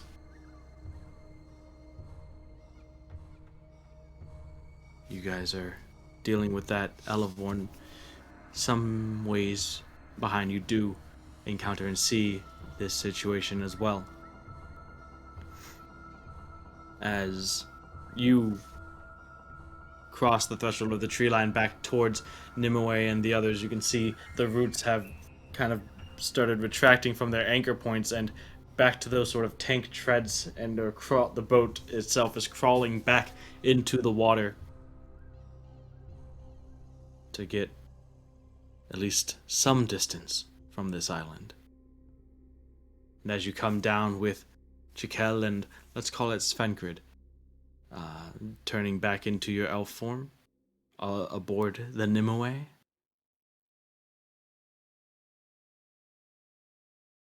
the beautiful tropical paradise behind you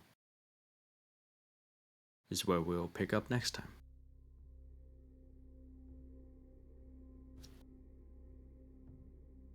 Sure. This is creepy, yo.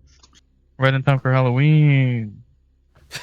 Yes, Aw, this snap. is the Halloween episode. Okay, I see this. Didn't even It's Halloween spooky horror. month. Yeah. October. I don't like it. I don't I don't know like what it. you're all. talking about. It was a beautiful dream with everything you guys ever wanted. What's so bad about it? Say I know. You turned it all upside down afterwards. It's not all, fancy foods and whatnot. It could In be real if you life. want it to be. Only Zen would fuck with me like this. How are you gonna sit here and take my people, make a Halloween episode out of them? How could you, man? Ah, What the ever living fuck? So why was it weird to you, Elevorn or Nemo? Is it just because it was good, and it's me? I can't have happiness. The birds, they are always mean to me. And it's always only one of them that chooses to talk to me. They don't all just turn around and talk to me. It's only one, and it's like the outsider bird, and he's like, "You're ugly." And meh, meh, meh, meh, meh. Oh my No. god. you're That was fucked up. it. That's Yeah, what gave it that away. was the big. That was the flashing sign of like, "You're in danger," and I'm like, "Oh You're in my danger. What was that? There was an Avatar. The Last Airbender. Was it? There's nothing wrong in Bossing Say. Yeah, there's no war in There's no war in Beijing. Bossing Say. Yeah, Bison. I don't. What's that? Oh, you never seen Avatar? Well, surprising. think I people are- have, but I don't know exactly what you're referring to. Oh, just like that. Like everything's perfectly fine. There's nothing wrong here. Oh. Yeah, that whole And spiel. like the way you were talking, you're like, you could be happy too, and I'm like, well, how do you know? Well, I'm plenty happy, thank you. Get out of here with that. I don't know. It was very telling. I wasn't trying to be super whatever with it. I was You know, actually that's why it was kind gonna. of that's why it was kind of weird, right? Like I came back from the break and instantly you guys are off the ship, ready to go. You get there and then he's like, "Hey, can I talk to the birds?" And the birds are like, "Okay, sure, yeah." And it's like, "Hey, can you bring us to these people?" It's like, "Yeah, absolutely. You're there now." Wow, it's so easy. I didn't have to Uh, bribe them with shiny things or like, wow, nothing useful. I left my mirror with the last bird I talked to. And when Eleanor wasn't eating, I had Neridion stop eating. I was planning to also maybe have the Tresem try the food. I can't believe you guys. You guys just let me eat. Was the food good? Oh, it was delicious. Oh, sweet. I ain't with you, man. It was what dreams are made of. Yeah. Sweet dreams are made of these. Exactly. So that was like one thing that you did too is like, she can't read it. And I was like, And then when we woke up, I was like, you can't read in dreams. I just remembered that. But I don't know if I know that. If Ella knows that, I mean.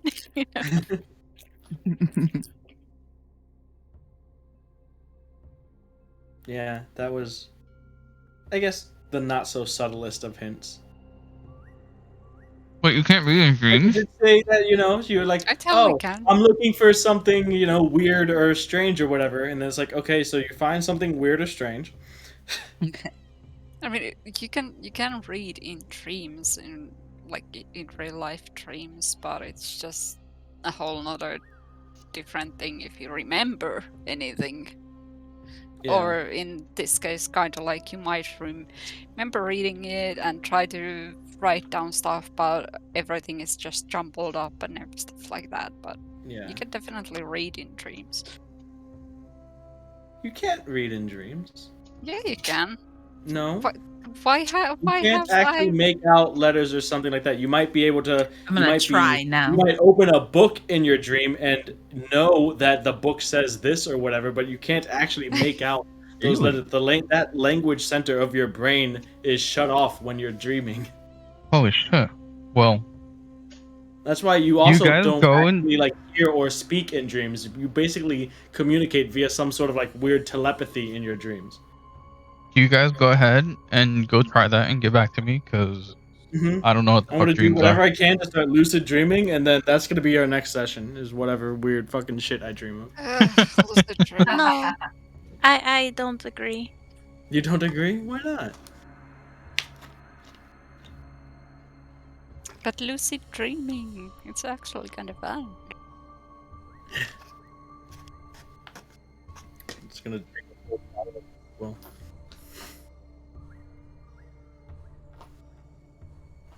Alright. Well. Hopefully it was at least intriguing.